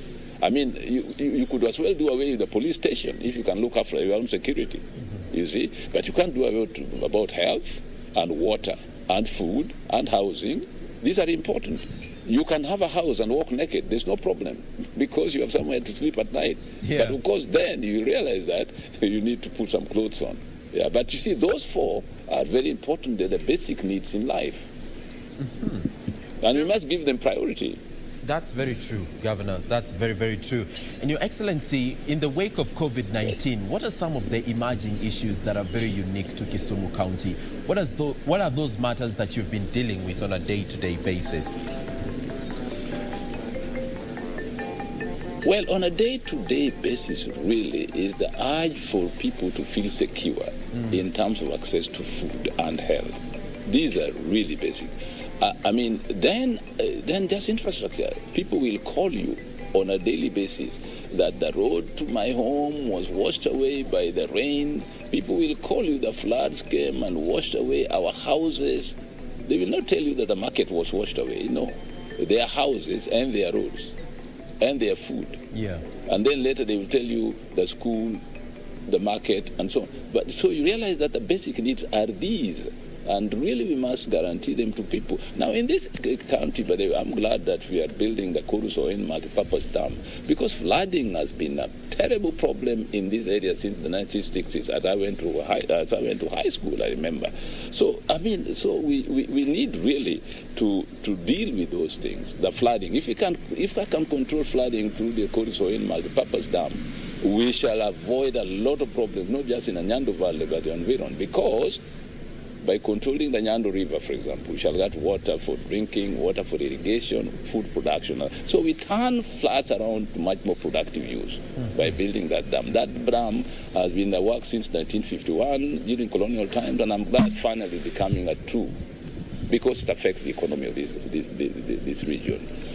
Some of those, you see, that's what I was saying, from county to county, there are certain priorities that must factor in. If you are talking about agriculture in the Nyando Valley and you don't talk about flooding, you are not serious, man. Because without doing that, the rice will be wiped away when the floods come, and then we have to pay 13 million shillings to the farmers to rebuild their rice fields, and then the schools will be washed away. Where do you get the money to rebuild the schools? Yeah. So we can talk about basic needs, but there are also some natural phenomenon we must deal with when we're trying to restore providing basic food, basic needs for our people.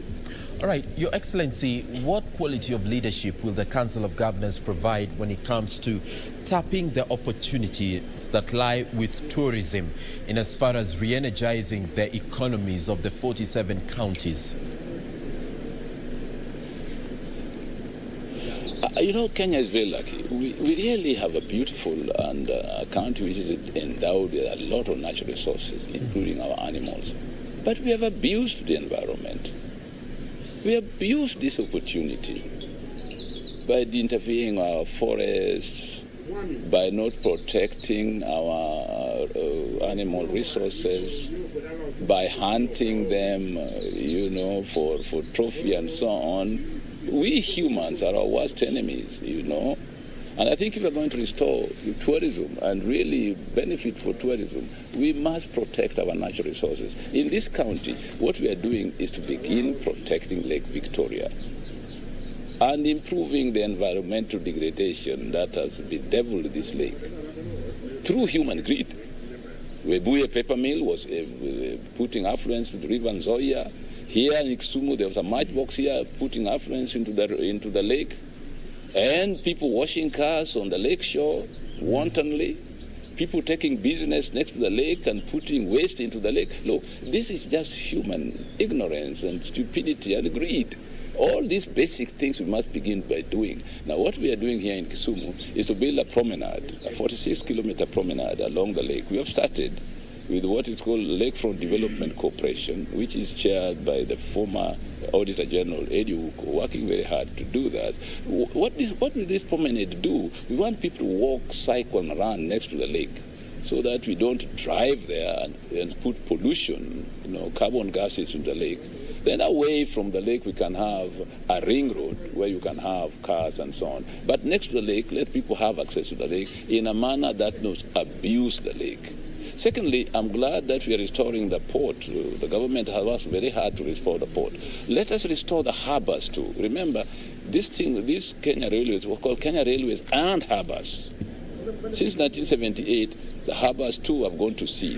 If we restore the harbors and the fishing bays and make sure that they are environmentally friendly to the lake while giving opportunities for people to fish in an environmentally friendly way, then we shall be making economic use of our lake and at the same time not abusing our environment. Because when we do that, we shall not only increase domestic tourism, but as far as countries are concerned, what has increased over the last so many years since devolution is domestic tourism. I see it here in Kisumu.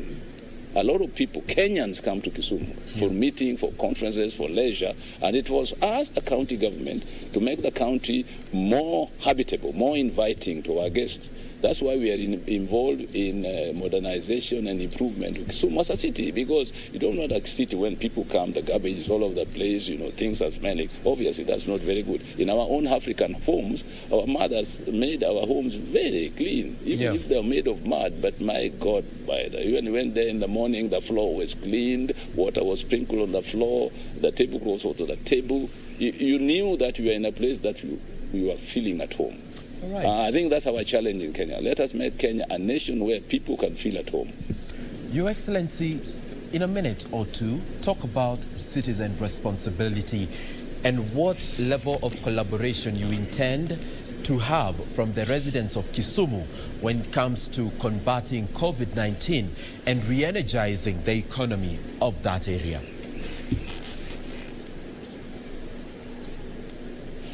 My brother, I must thank the people of Kisumu. So far, they have been very cooperative. But one thing I fault the people of Kisumu for, COVID-19 is a personal responsibility. Hygiene is a personal responsibility. Cleanliness is a personal responsibility. You remember the Christian saying, cleanliness is next to godliness? When you go down and pray on your knees, it is you and your God. So please respect your God by making sure that you protect yourself against COVID-19, by taking personal responsibility for your health, personal responsibility for community health. You don't need an askari to tell you that if you don't wear a mask, you're going to fall sick. You know, it is obvious, because you know how COVID is spread. That's why, when President Kibaki used to talk to people for obvious things, and they realize that people are not doing that, he will tell them, bure kabisa, because you see, he knows that these things should be personal responsibility. So I plead to, and most Kisumu people have been cooperative, but from now on, please, let us take personal responsibility for the future of our country. We leaders can lead by providing policies by showing way forward, by making resources available, but in the final analysis, who uses these resources? Yourself as a citizen. Yeah. Tell us what resources you need, but use this responsibility. Use it responsibly so that your own health, your own work, your own reinvention of how to deal with COVID comes from you. A lot of young people have done this by sitting down in their backyard and developing gadgets that can be used for this purpose. And I must salute them. In this county, we have all these business hubs where young people are working and coming up with fantastic ideas. That's what is needed. Your Excellency, thank you so much for your time, and we really do wish you all the best in terms of your present and future endeavors when it comes to serving the residents of Kisumu County. Have a fantastic day ahead. Thank you so much, my brother. It was a pleasure talking to you. Right. It's been my pleasure to appreciate talking to His Excellency Professor Nyong'o. He is the County Governor of Kisumu County. On the 30th of this month, we shall be having a conference on re-energizing the economies of the 47 counties in the country, and what quality of leadership will the Council of Governors provide in as far as this is concerned. Now, this forum will be presided over by none other than the President himself, that is Uhuru Muigai Kenyatta, and these are details that we shall be analyzing and capturing for you right here at KBC Channel 1. Thank you so much for watching the interview. However, the only way to kickstart your day continues. In a bit, we will be having Jane Wamboi coming up next. In the meantime, we will be back after these messages. My name is Samuel Njoroge. Good morning.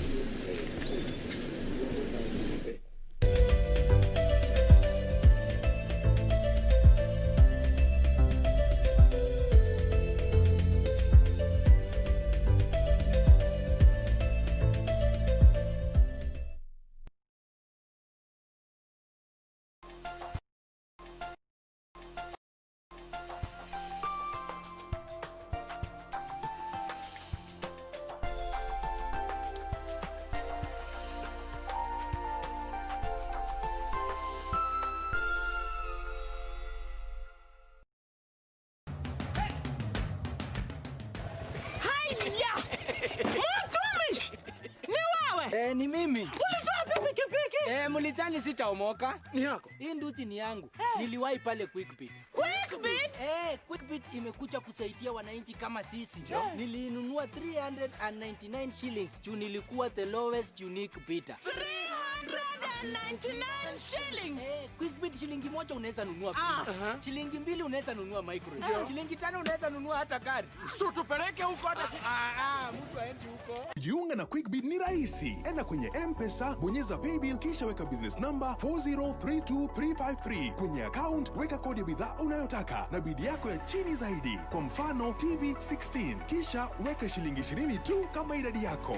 Weka bidi yako pia kwenye www.quickbit.co.ke. Kumbuka, bidi ya chini zaidi ya kipekee ndio hununua. Quickbit, bidhaa bora kwa bei ya chini.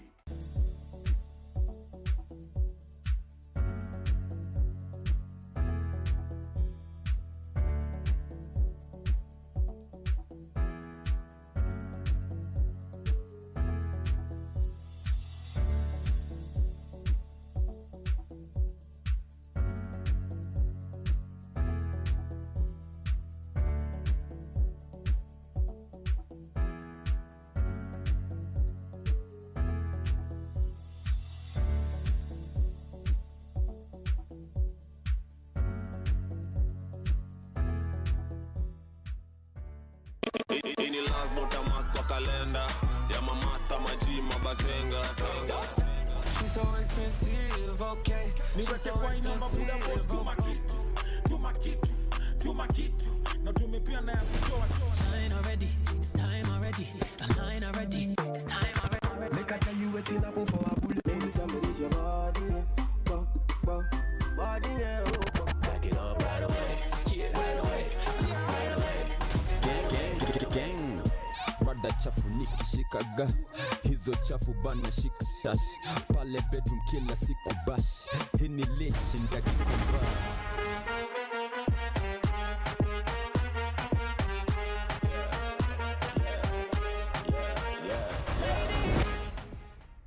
tonight on KBC Channel 1. They are looking into the woman's connections to try and find out who really is the one behind the idea. I can only think of two suspects, Francisco or Sophia. You are the one who's guilty of all of this. You got me into this mess. That guy's been acting strange lately. Keep an eye on him and find out what he's up to. So you're the one who called the cops on me, you're right. I'm going to make you regret that, Roxana. That Ramon guy is not even in the slightest bit interested in you. In Love with Ramon. Next on. Without you, tell me, how can I survive? Though they will try and try and try, they will never conquer I. We have no fear. We are the lions in the jungle. Jamaica, Jamaica. Oh, my reggae, nice and it make ya. Under the pressure, yeah, under the pressure. If you're poor, trouble take away now. We cheat and take a car. It is an all-Egyptian affair and a first for CAF as two home teams face each other in the final of the 2020 CAF Champions League in Alexandria. Al Ahly will be all out to maintain their dominance in the elite African clubs competition against their arch rivals Zamalek, who are raring for a fight to the death. You cannot afford to miss this thriller on the 27th of November only on your true sports partner, KBC Channel 1 from 10 p.m. We have a lot in store for you. Be on the lookout.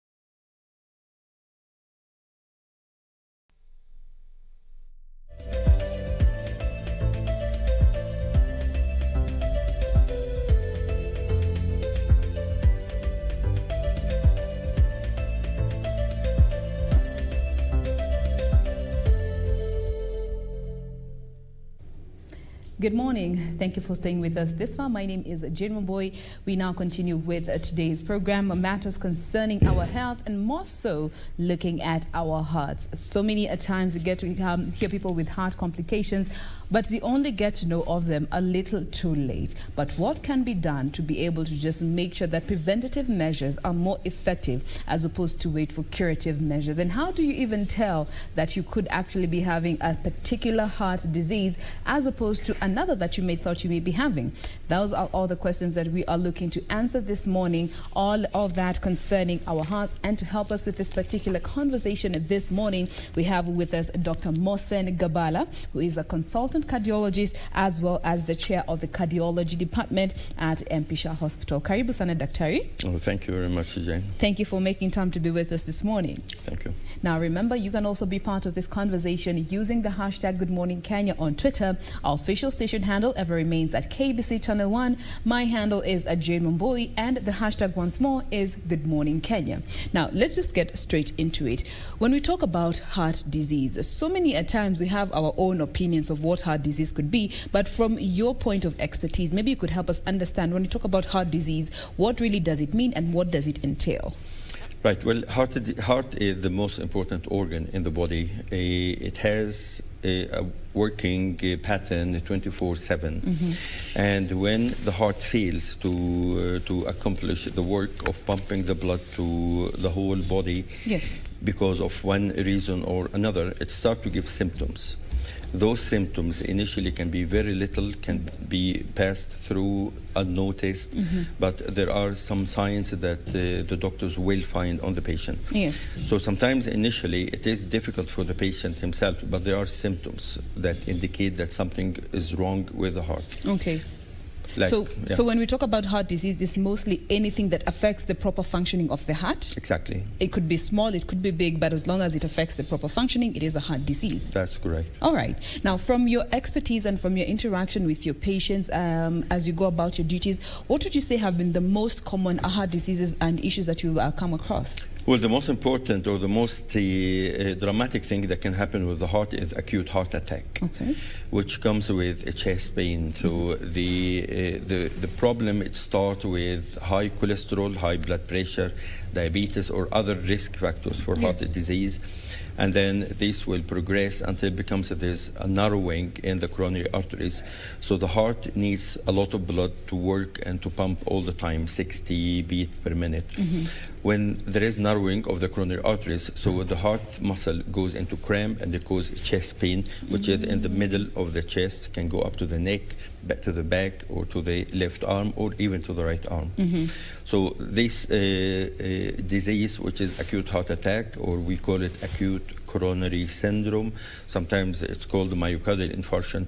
So this is the urgent one, and if the patient comes on time to the hospital, will get proper treatment. Before things come, get worse. Exactly, yeah. And we just want to look at, some of those predisposing factors that could contribute to the probability of getting some of these heart diseases. And I want to break them down in different categories. And I'd like for us to start with lifestyle, because I believe this contributes a lot to some of these heart diseases that we see. Exactly. Maybe you could tell us a bit about some of the lifestyle causes that lead to heart diseases. All right. Well, the first thing is lifestyle.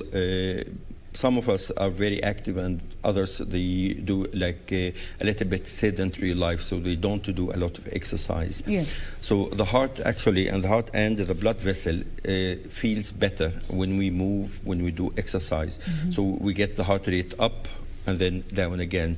So the cardio or the cardiac exercise, which is requested here, is about 30 to 45 minutes, 5 times a day. Okay. So that we have to do a brisk walking, it could be cycling, it could be just running, and that will make the heart feels better. Okay. The second thing is the food we eat. So if we eat a lot of fat, especially the red meat, it contains saturated fatty acid, which is very dangerous for the blood vessels and for atherosclerosis.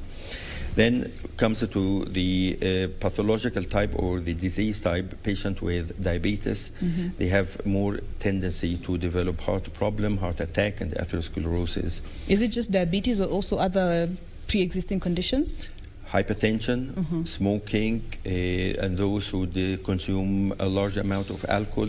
So alcohol, we have to remember that we actually use alcohol to kill the bacteria on our hands.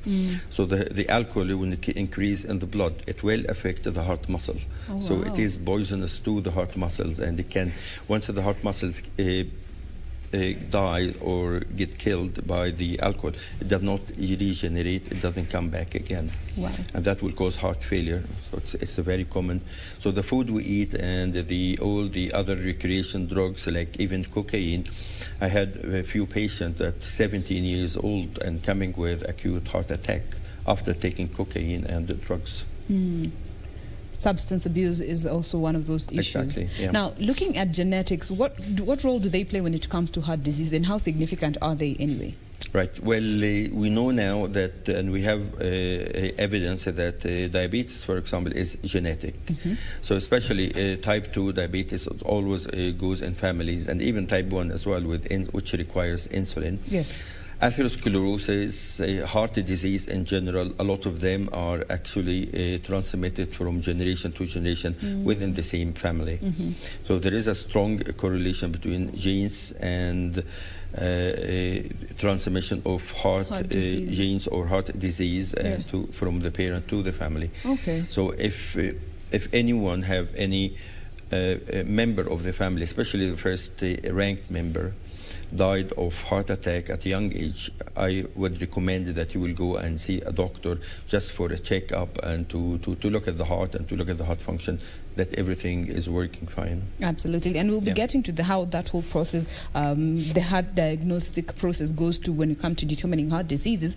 But let's quickly talk about the signs and symptoms and how they present themselves, and questioning a few issues here and there, but maybe we could start with the most classic signs and symptoms that point towards the most common heart diseases that you get to interact with. Well, unfortunately, the most common signs, actually, they are signs for infection with COVID-19 as well. Oh, wow. But if we start from the beginning, they mask each other. Yeah, exactly. So it's not like everyone. The first symptom, and we take it serious, is chest pain. So anyone with a chest pain, he has to go to the hospital as soon as possible, because it could be very mild in the beginning, but the pain we're talking about, which indicate heart attack, it's always severe It's in the center of the chest, and it is referred to left arm or the neck, so larger area. It is associated with sweating, sometimes nausea and vomiting. Okay. Second symptom is breathing problems. So normally we do like daily activity, but if we have to stop doing daily activity because of breathlessness and we can't breathe properly, this could be a symptom of a heart problem as well, or heart failure. It could be even a symptom of asthma or allergy or even COVID. So all the symptoms could be mimicking other kind of disease. So that's why we said and we recommend that any patient with any symptoms of heart disease that should go to the doctor as soon as possible. Yes. Other symptoms, it could be palpitation, like feeling the heart rate. We normally don't feel our heart rate when we're sitting, talking like that. Yeah. But if we start to feel the heart rate going fast or going even too slow, getting dizzy or even fainting, so those can even give indication that it could be something wrong with the heart, disease, or with problem with the rhythm, heart rhythm. Okay. Now, when it comes to children, are there any specific signs and symptoms that are specific to children as opposed to adults who have heart conditions? Yes. So symptoms are not like adults, so they cannot actually complain in good words and make it easy. But the first sign that we see, so we say symptoms and signs. Symptoms that the patient will feel, like breathing problem, like palpitation, like chest pain, ankle swelling. And signs that the doctors will examine the patient, and if you see something wrong, then that will be called signs. So when it comes to children, we are more depending on the signs more than the symptoms. But we say that the child who failed to grow or failure to thrive, that could be a reason for that it must be something wrong with the heart or with other organs. So those who are not growing up according to the curve, or those who cannot, even the smaller babies, they cannot get fed without stopping or because of breathing problem. You can feel that the heart, normally the heart of a child can beat up to 120, which is completely normal. But sometimes if it goes down to 80 or 90 beat per minute, especially if they are newborn, so that can indicate that it could be something wrong with the heart that needs examination. All right. What about between now adults, men and women? Are there any gender disparity when it comes to the signs that could present in women as opposed to men who have heart conditions and heart diseases? Absolutely. And unfortunately, through the last 20 years, we have been focusing only on men when it comes to heart disease. Is that because it's more prone in men as opposed to women, or why? Not really, but men tend to seek doctor early in the course, and they get a little bit scared, and then they come to us early. Women, they tend to be more patient because they are so busy at home, or they are busy with work, so they actually come late to us. Sometimes women, they try to ignore pain because they are more prone to pain during pregnancy and labor. Men, they do not tolerate the pain in the same way as women. So all these things will affect the symptoms and the description of the history. So looking at just that ignoring factor when it comes to women who maybe disregard that small pain sensation they may feel is one of the contributing factors that show the different levels of seeking help. Exactly.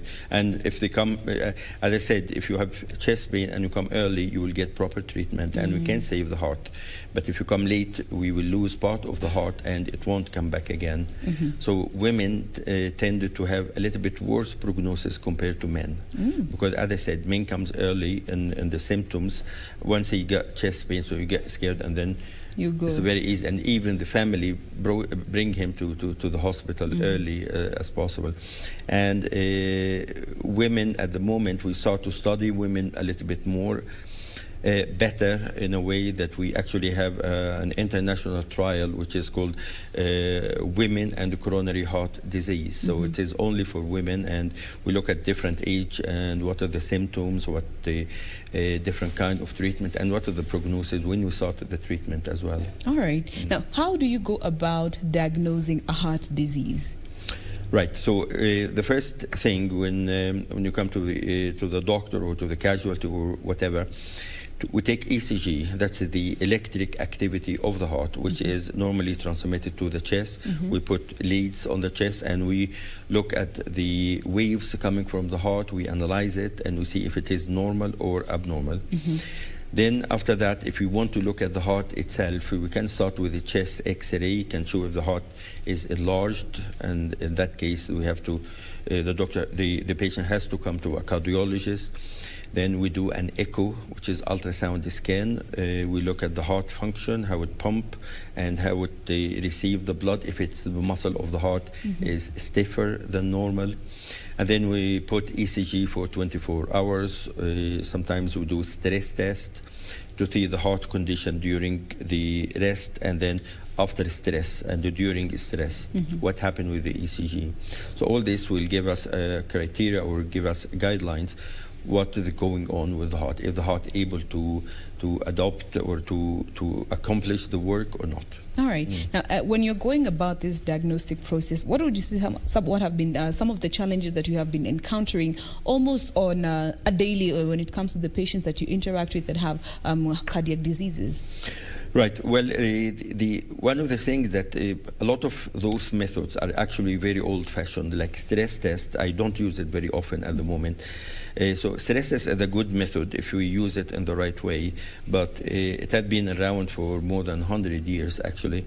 And we always talk about a method, specificity and sensitivity, which means that if it's positive, does it mean that this patient have actually problem with the coronary artery, and what happened if it is negative, that the patient healthy, and then we can just let him go.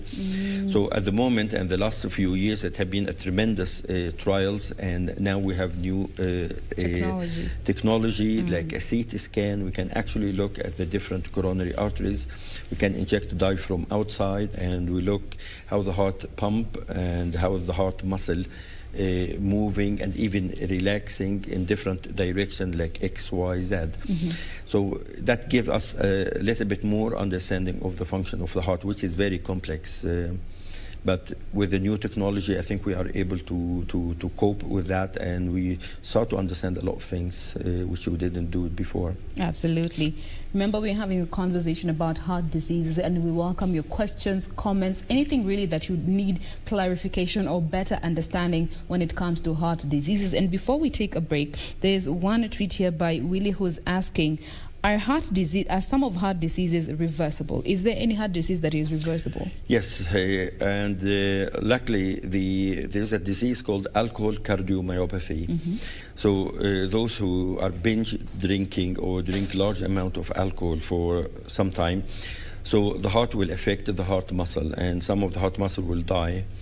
And the heart function, it will start to go down from normally the heart function, we measure it to be 60 or 70%, which is normal. But if the heart function goes down to 20 or 15%, it's called heart failure. So those patients with alcohol cardiomyopathy, they develop complete symptoms of heart failure. Some of them can die if they don't get a proper treatment. But once we start treatment, actually it is reversible if they stop drinking alcohol. All right. So if the alcohol completely disappear from the blood, then the heart function will regenerate within a month or two. Oh, wow. So this is a very good prognosis early in the stage, but if it goes like for years, then it becomes fibrotic tissue. It won't come back. So it's only reversible if it's addressed in the early stages, exactly, as opposed to waiting for a number of years when the damage is way too much to be reversed. Yeah. All right. Keep your tweets and questions coming in. I will be sampling them to our doctor this morning using the hashtag Good Morning Kenya on Twitter. At KBC Channel 1 is our official station handle. My handle is at Jade Womboy. We want to take a very quick breather, but do not go too far. We will be back with this discussion as well as addressing your questions and concerns.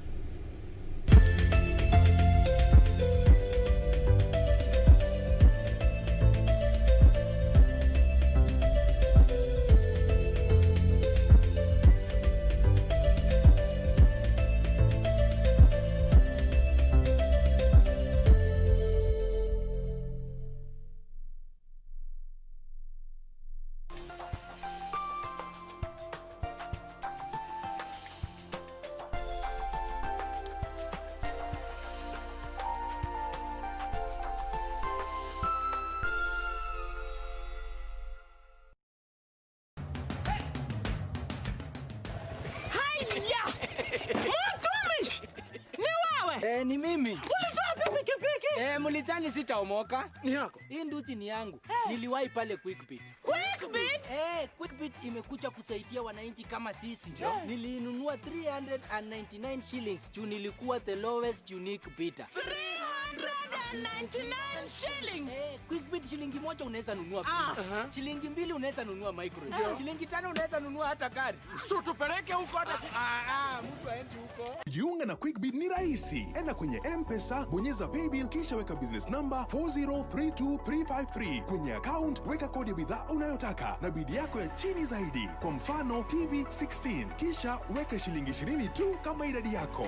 Weka bidi yako pia kwenye www.quickbit.co.ke. Kumbuka, bidi ya chini zaidi ya kipekee ndio hununua. Quickbit, bidhaa bora kwa bei ya chini.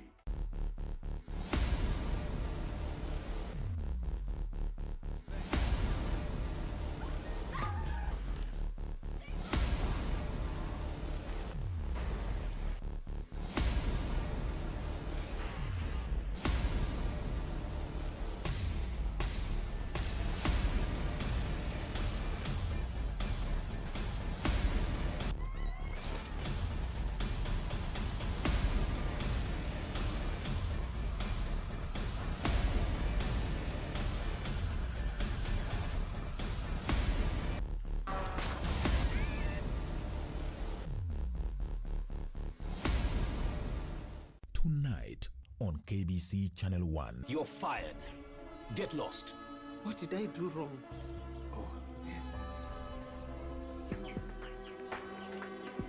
Rooms amelewa ama amebleki.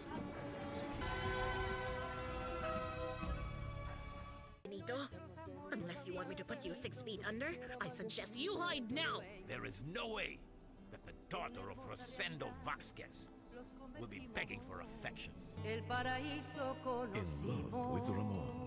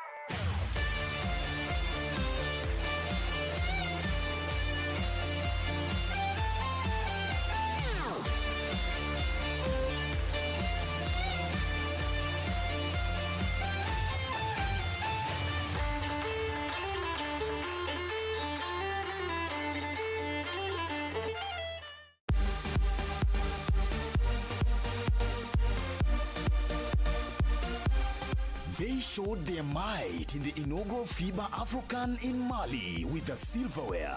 They are ready to make it even better in the FIBA AfroBasket 2021 qualifiers in Rwanda.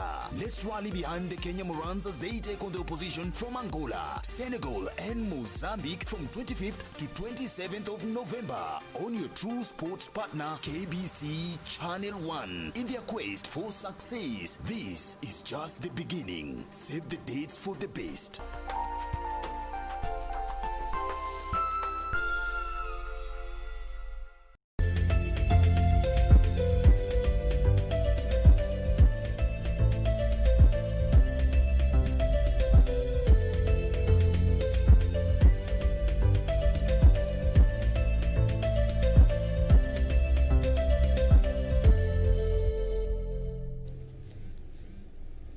Welcome back. Thank you for staying with us this far. This is still Good Morning Kenya. My name is Jane Mamboy, and we are having a conversation around heart diseases. And helping us with this particular discussion, we have with us in studio this morning Dr. Mohsen Gabala, who is a consulting cardiologist, as well as the chair of the cardiology department at Mpisha Hospital. Now, picking up from where we were before the break, the treatment options that are available for heart disease, and more so locally speaking. Tell us a bit about that.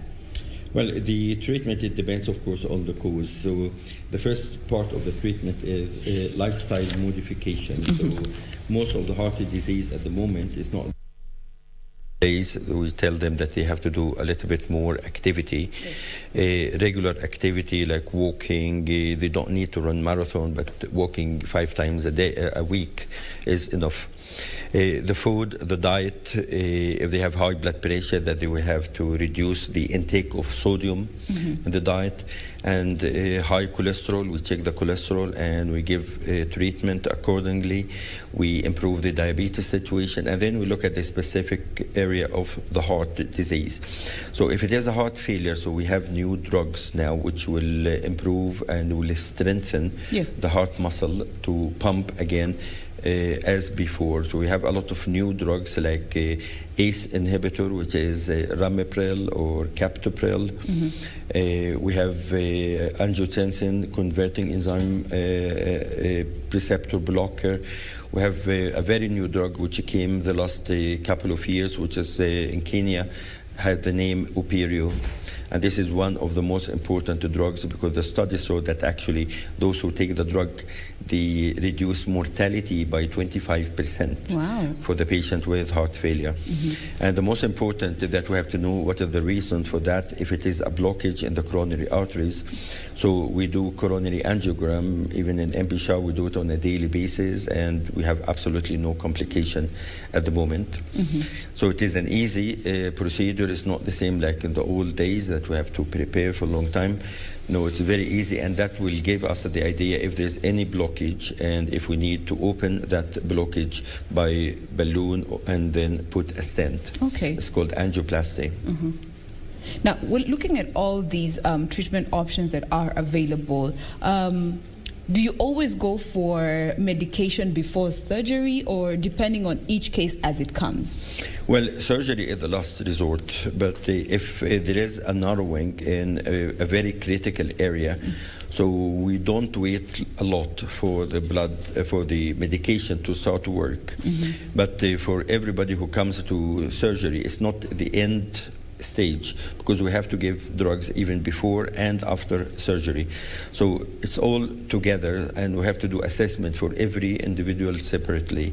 If we can just continue on medical therapy for a few years, or we have to go for stent, or we have to go to bypass operation.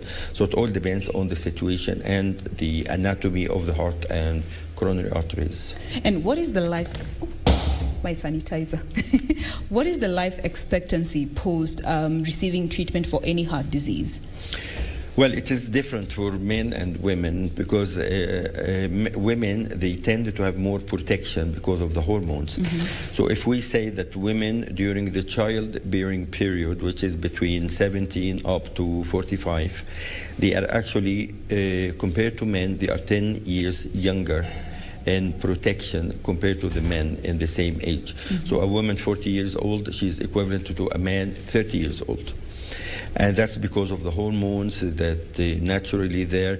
Once they go in menopause, there's no difference between men and women in prognosis.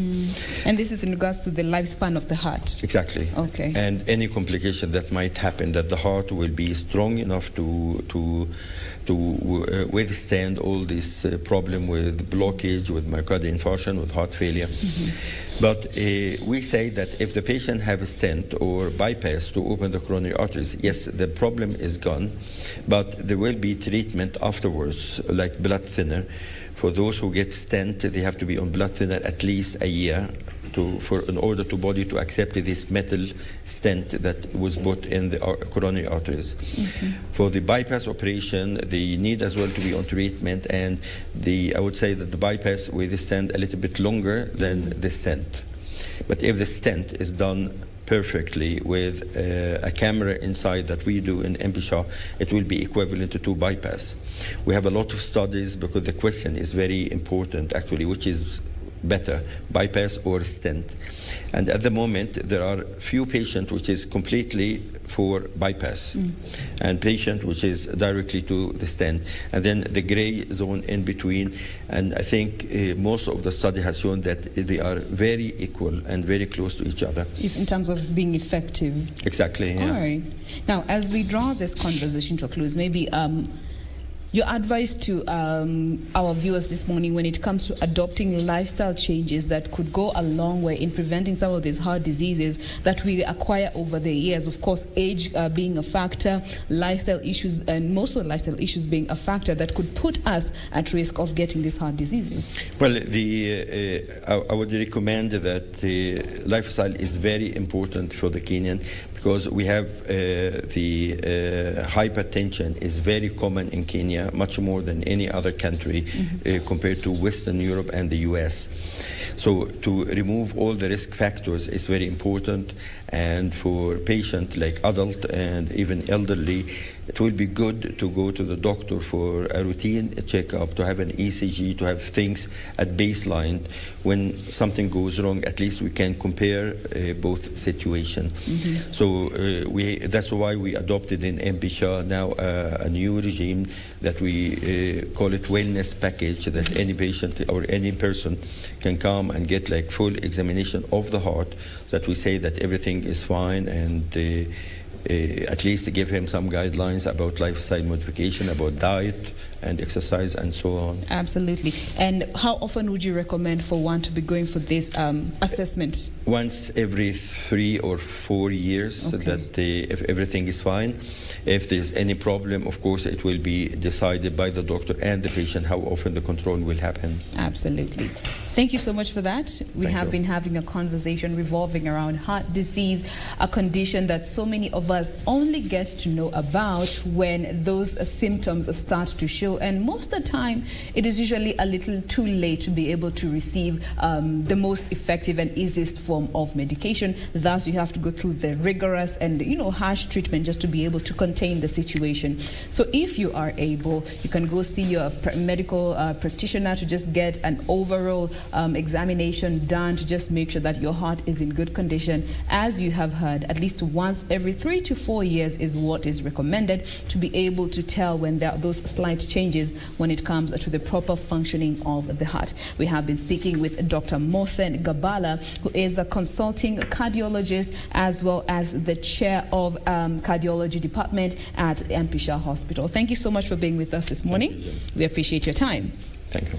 Now, we are not done with Good Morning Kenya. We take a very quick breather. We'll be right back. Do stay with us. The hashtag still remains Good Morning Kenya. My handle at JaneWamboy. See you after this break.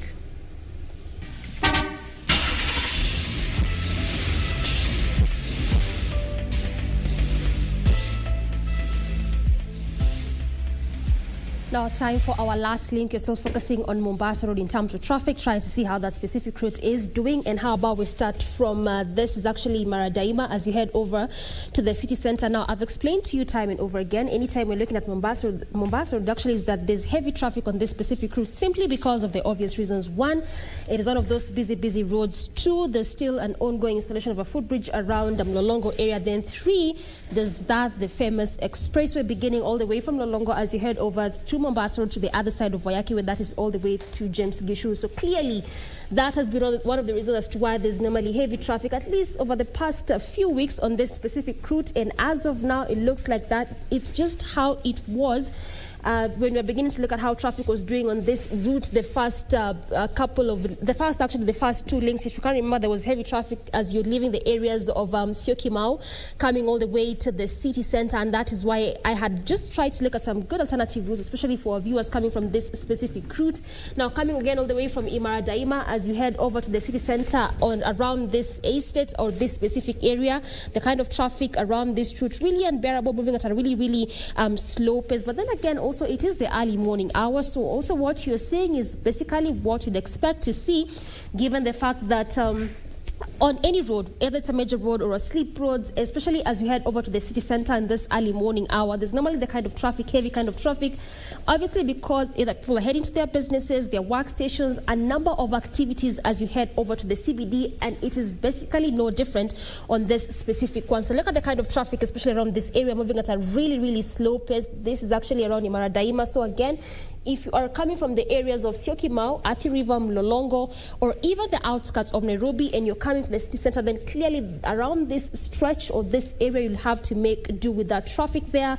And this goes all the way next, actually past the bypass again, just as you head over to the city center. But you can't remember, I had told you about that alternative route, which is actually Likoni Road. So let's just try and see if at all it can still serve as a good alternative route, because oftentimes on this specific stretch, especially if you're coming from Mombasa Road, Likoni Road always serves as a good alternative route. So let's try and see if at all it can serve as a good alternative route. Now, this is actually how it's looking like. So again, anytime you see green, it just means that there's no traffic moving at a really, really fast pace. And the beauty with this specific road is that there's actually green all through. So what this means is that it's a smooth sailing as you leave Mombasa Road, branching off to Likoni Road, and also as you leave Jogo Road, coming all the way to Likoni Road, coming to the other side of Mombasa Road. So again, if you're coming from the areas that I just mentioned, or the estates I mentioned, then this can serve as your good alternative route. So what you do is that you branch off from the bypass there, coming through Likoni Road, coming with the same entire stretch all the way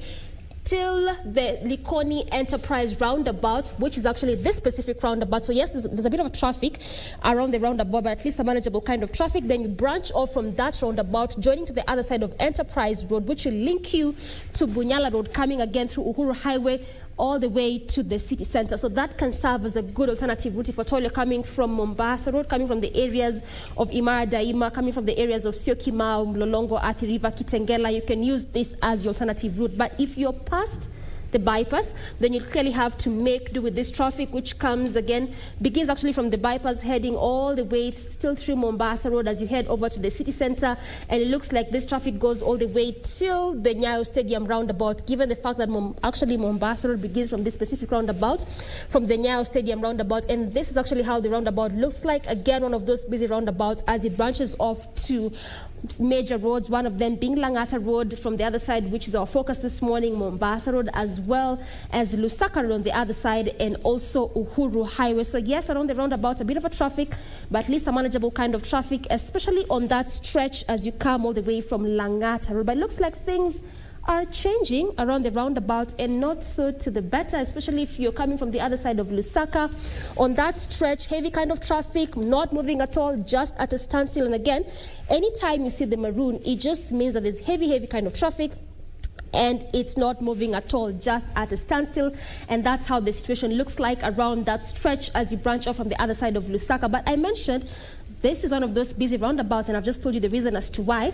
Now, coming away from the roundabout, still coming through Uhuru Highway, looks like at least things are opening up there. So again, if you're past the bypass, so where you just have to make do with the traffic is slightly just past the bypass, at least from there, coming all the way to the city center, looks like a bit of a smooth sailing until you near the roundabout, which is the Nyayo Stadium roundabout. So at least, yes, in as much as there's traffic there, again, it's only on that lane, the specific lane that I mentioned to you earlier, which is as you leave the estates coming to the city center. And I've told you why. Oftentimes, there's normally heavy kind of traffic on those specific lanes. On the other side, though, if you are leaving Uhuru Highway, if you're leaving Lusaka Road or even Langata Road through the roundabout, coming all the way through Mombasa Road, at least for you, it's a smooth sailing, no traffic at all, moving at a really fast pace. And again, that is what that green color indicates there, and also what it means. So it looks like, again, things are not changing on that specific stretch as you head over to the CBD, because it is just how it was.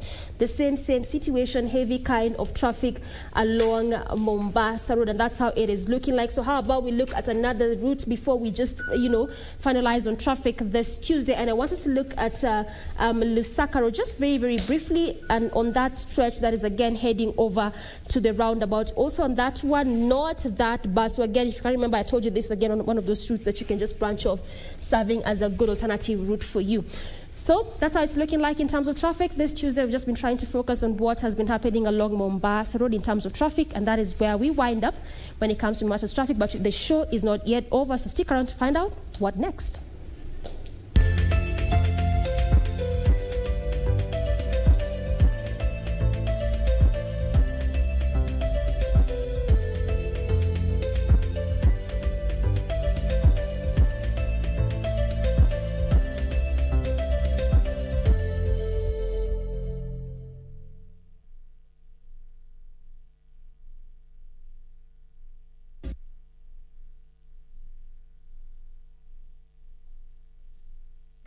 keeping up, we're sticking around to find out what next. It's time for our last conversation. This Tuesday's Matters to Do with Entrepreneurship is what we want to delve deeper into.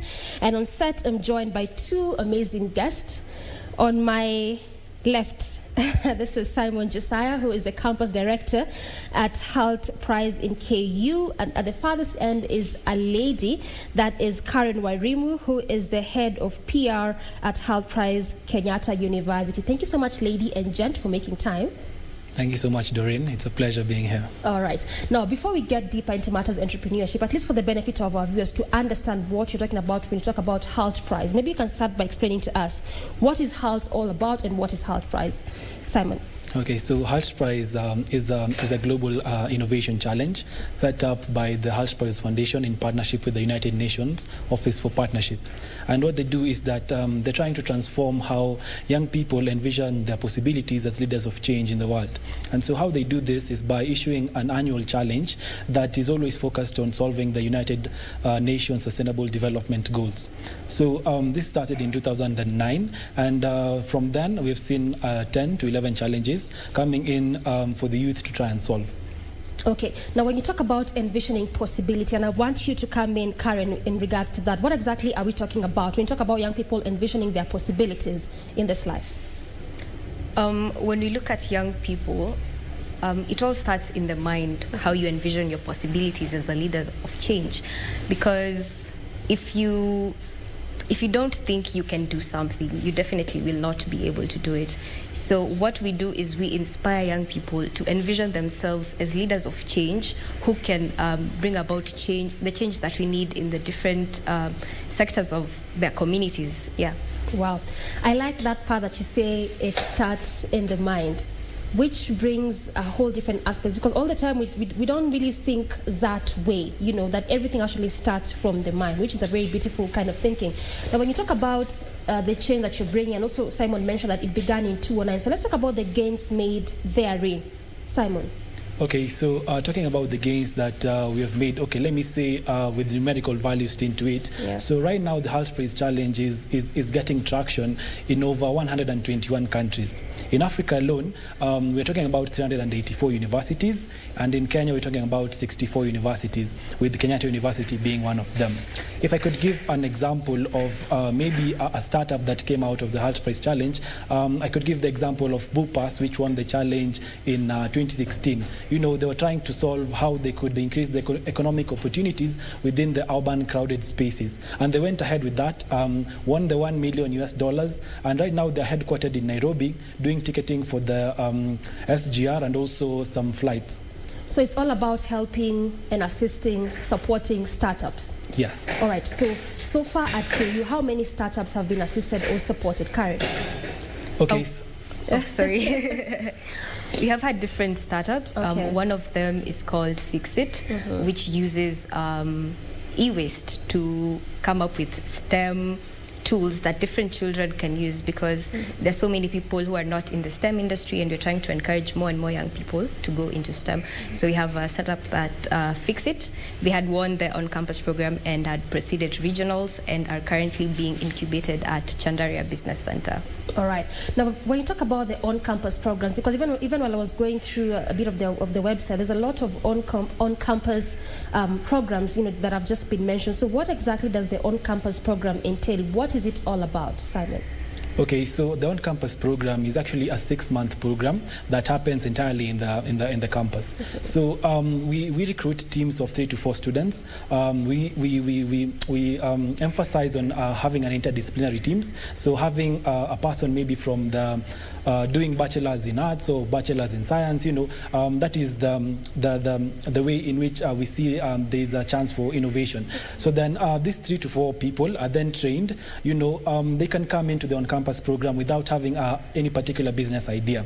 And so they're then trained into business concept, design thinking, how to understand the problems, where the pain points are, prototyping, investor readiness, and also pitching. So this takes 6 months, as I've said, and at the end of it, in December, we see these teams coming in to preach in front of a panel of judges, and from then on, these teams get the support, they get the mentorship, and also are upscaled into the regional finals. Now, when you talked about recruiting a team of 3 to 4, so what goes into it, or what is the, should I mention like the threshold that you look at while you're picking this, the individuals? Is there anything in specific? Is there anything in particular that you look at, or is just anyone who's interested? It's just for anyone who is interested. As long as you are a KU student, doesn't matter if it's undergrad or postgrad, you are a KU student who is interested in entrepreneurship, that is, we are looking for you. Yes. So it's all about matters interested in entrepreneurship. That's what like probably determines how you go about picking the recruitees. All right. Now you mentioned that at least you joined the board of organizations from July, this year. So how has it been so far, Karen? It has been a very interesting journey. One, I've gotten to meet amazing teammates like Simon and the other members of the organizing committee. I've gotten to really learn a lot and get out of my comfort zone, and also learn, especially from the different sessions we were having from our partners, like investor pitching and business model canvas. I got to learn from those sessions as well, because they're different. It's a whole new learning experience, and I have really been enjoying it. It's a whole new learning experience. What about you, Simon? I'd say the networking that comes out of it. It has been an opportunity for me to approach people that I'd never dream of talking to. Approaching the director even at our incubation center and telling him we have this particular program. So the networks that I've made during the period, and also the people that I've interacted with all through. Okay. Now, we also talked about the trainings, especially for this, the trainings that runs for 6 months for the new recruitees. So who pays for them? Is it they themselves or who? Simon. Okay, so the program is totally free. So what we do is that we try to bring in partners who offer in-kind sponsorships. So we could talk about Centerpiece, we could talk about Real for Africa, and we could talk about Medava. So all these partners are coming in just to also broaden their scope. Okay, bring in more traction even within the universities. So they do these trainings in kind, and so we also offer to them, to the students, for free. Now I think it was very important for me to ask that, because at least we are trying to do away with this whole mindset of, if I'm in school, if I'm in campus, all I need to think about is a job.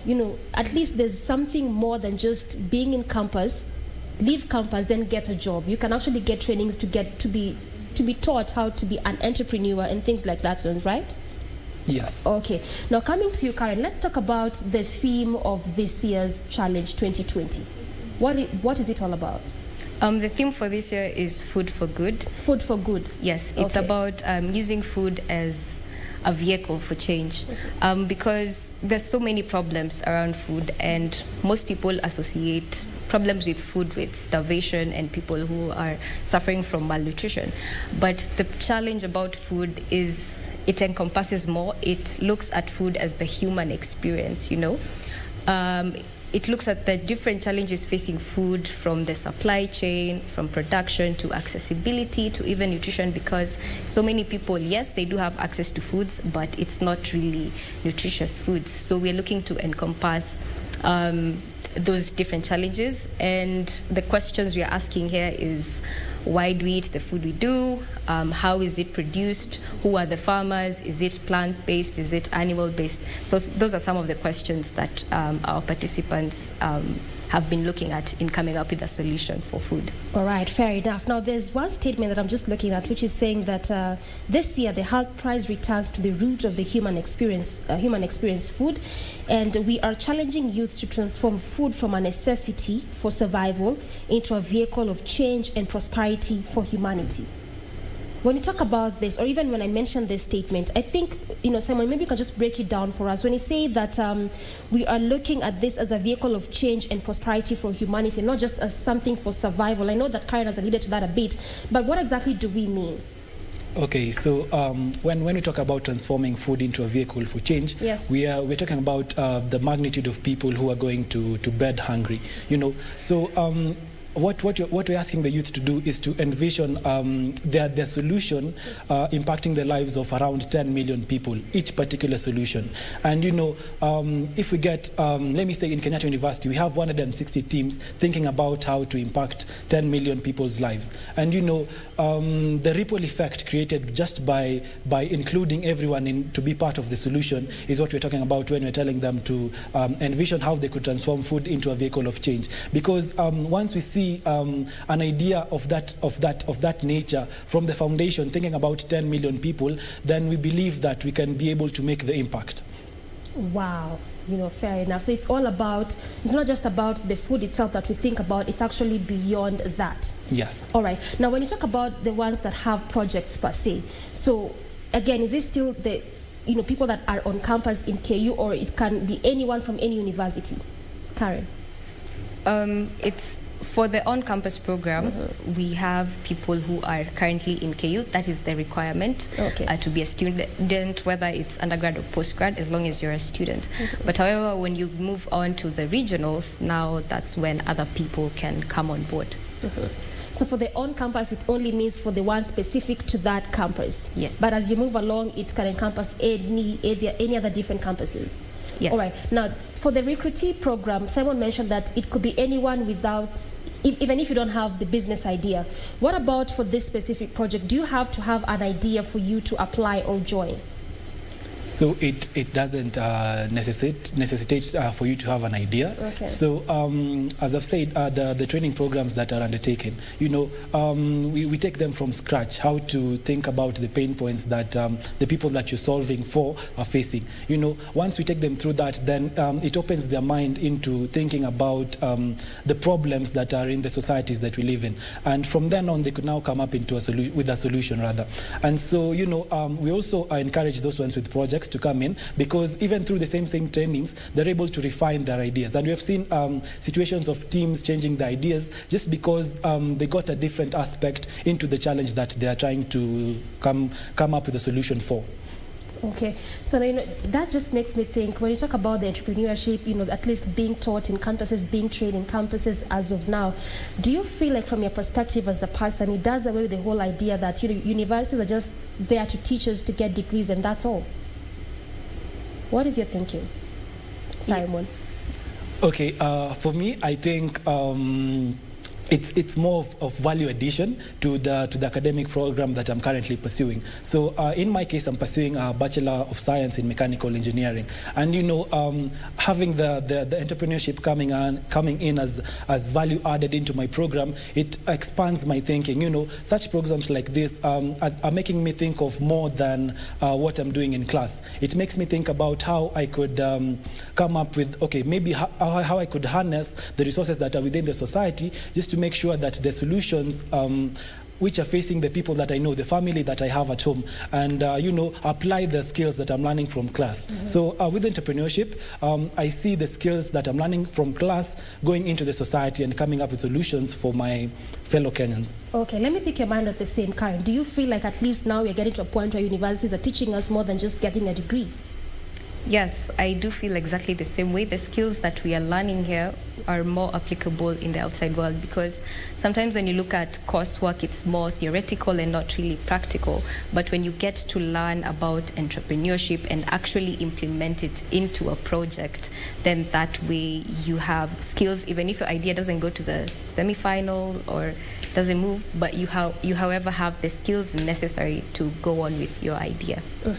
Now, when we began, we actually talked about this year's theme being a food for, what is it? Food for program? Food for good. Food for good. So does that mean every year there's a theme, and what goes into selecting different themes yearly? Okay, so the Hult Prize Challenge is always announcing a theme aligned to the United Nations Sustainable Development Goals. These were goals that were set to be achieved by the year 2030. And at some point we look back and we see the progress that we're making towards these goals is not enough. So Hult Prize tries to bring in the youth into that picture. And so the theme is announced by the former president of the United Nations, Mr. Bill Clinton. And talking about last year, year, the challenge was about climate action. And we were challenging students to come up with startups that have startups. Okay. To come up with startups that have a positive impact on the environment with every dollar earned. And coming from that into this year, where we're challenging students to come up with startups that transform food into a vehicle of change, all these themes are aligned to the Sustainable Development Goals. And if I could say, this year's challenges are aligned to Sustainable Development Goal number 1, zero hunger, and also number 3, wellness and well-being. Okay. Now, we talked about gains when you're beginning again also. Let's talk about the challenges that probably you faced as being members of the organizing committee. Maybe we can start with you, Karen. One of the major challenges we faced is the fact that we had to conduct the program virtually.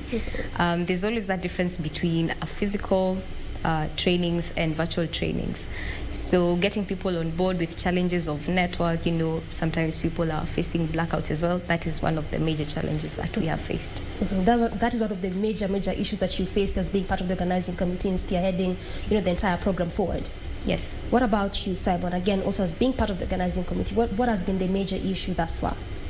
Okay, I'd say a major issue is actually getting buy-in from the industry rather, or even the corporate world. Let me say there has been, it's kind of hard to convince the corporate world rather to come in and invest into this particular program. But then we're seeing, it cuts across both ways. There's some that are willing to come in, there's some that are not willing to come in, but we move regardless. That's in life too. In life too. All right, Karen, when you talk about this project, since we are all trying to target entrepreneurship, and at least to try and bring, for us as young people, the whole mindset that sometimes not just being in school only or just being in employment only, you can try and do something beyond that and be your own business person, right? So maybe we can talk about the project that you saw as a person that made you feel like, wow, this is a nice business idea, this is a nice startup. Only if it gets good support and funding, it can move forward. Which one was that for you, Karen? There was one I saw about palm weevil larvae, whereby they were using insects as supplements for proteins. Especially, it turns out that insects are a much better source of protein. Which insects are this? Palm weevil larvae. Okay. Yeah, they are much better than beef, than chicken, than pork in terms of the nutritional content that they have. So getting people to farm these palm weevil larvae and then supplying them to the different communities, that for me was one of the EAT projects. Yes. Okay. And you, Simon, that you also have you also had your own business idea. Maybe you can tell us a bit about that. Okay, so I'm also an incubator at the Chandara Incubation Center, and the project that I've been doing for 2 years now is coming up with a smart irrigation water system. And so what that does is that it automatically controls the moisture content within the soil to the particular crop that a farmer is planting in that particular period. And so the pain point that it elevates for this particular farmer is underwatering or overwatering at any time within the season. So, this is a solution that tries to make agriculture more attractive, even to the youth, to people who are more consumed within their work. Let me say, working on a 9 a.m. to 5 p.m. shift. They don't have the time to go into their farms. And such a system could make sure that their plants are irrigated whether or not they are present at their own farms. Okay, so since you're really delving a lot deeper into matters food security in this country, then again, just to pick your mind, especially in regards to this, and even as you try to conclude, what is your whole, probably if I could mention, your mindset when it comes to matters food security in this country? Are we doing enough? Do we have missing links? And if we do, which are this? First, I'd start off with the supply chain that is in Kenya, because let me say, even for the tea that I've drank this morning, the traceability of where this food is coming from, and we have to rethink of the supply chains, because the supply chains are failing us. the fluctuation of prices, like let me say of tomatoes. Tomatoes I could buy 3 for 20 today, and tomorrow I could buy 3 for 50 shillings. Prices keep changing every single time. Yes. So we really need to think about the supply chain and come up with innovations that address that, just to make sure that the food that we also consume is traceable to where it was produced. Okay. What about you, Karen? What do you feel like is the missing link when it comes to matters food security in this country? Because we talk about that all the time, and even now during COVID-19, that problem has even accelerated. I think for me it's more on matters of production. We're not really producing the proper foods, and we find that there's a lot of wastage going on in farms. Globally, there are 1.3 billion tons of food that are wasted every year. So it's more of production. People are producing maize, and farmers are looking more to produce cash crops, which are not really edible. Like you have acres and acres of land on tea and coffee, but people are not really producing the foods that we actually need to eat because they're not marketable and not really profitable for the farmer. Okay. Now, when you say that we're not producing the right kind of foods, what exactly do you mean by that, and which kind of foods are this? So then what we need to produce as alternatives? I think we need to diversify, because when people said maize is the staple food of Kenya, people are so fixated on producing maize when there are also other options that we could look into, like sorghum, which is also very nutritious, even much more nutritious than wheat.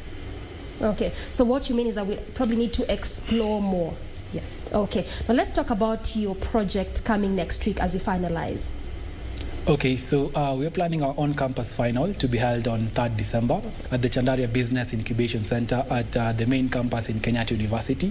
And there's going to be a panel of judges, with people coming in from the World Food Program, from the Youth Enterprise Fund. And, this is actually an opportunity for the youth out there to come up with the solutions, to showcase the solutions, and really show that we can make a change within the societies that we live in.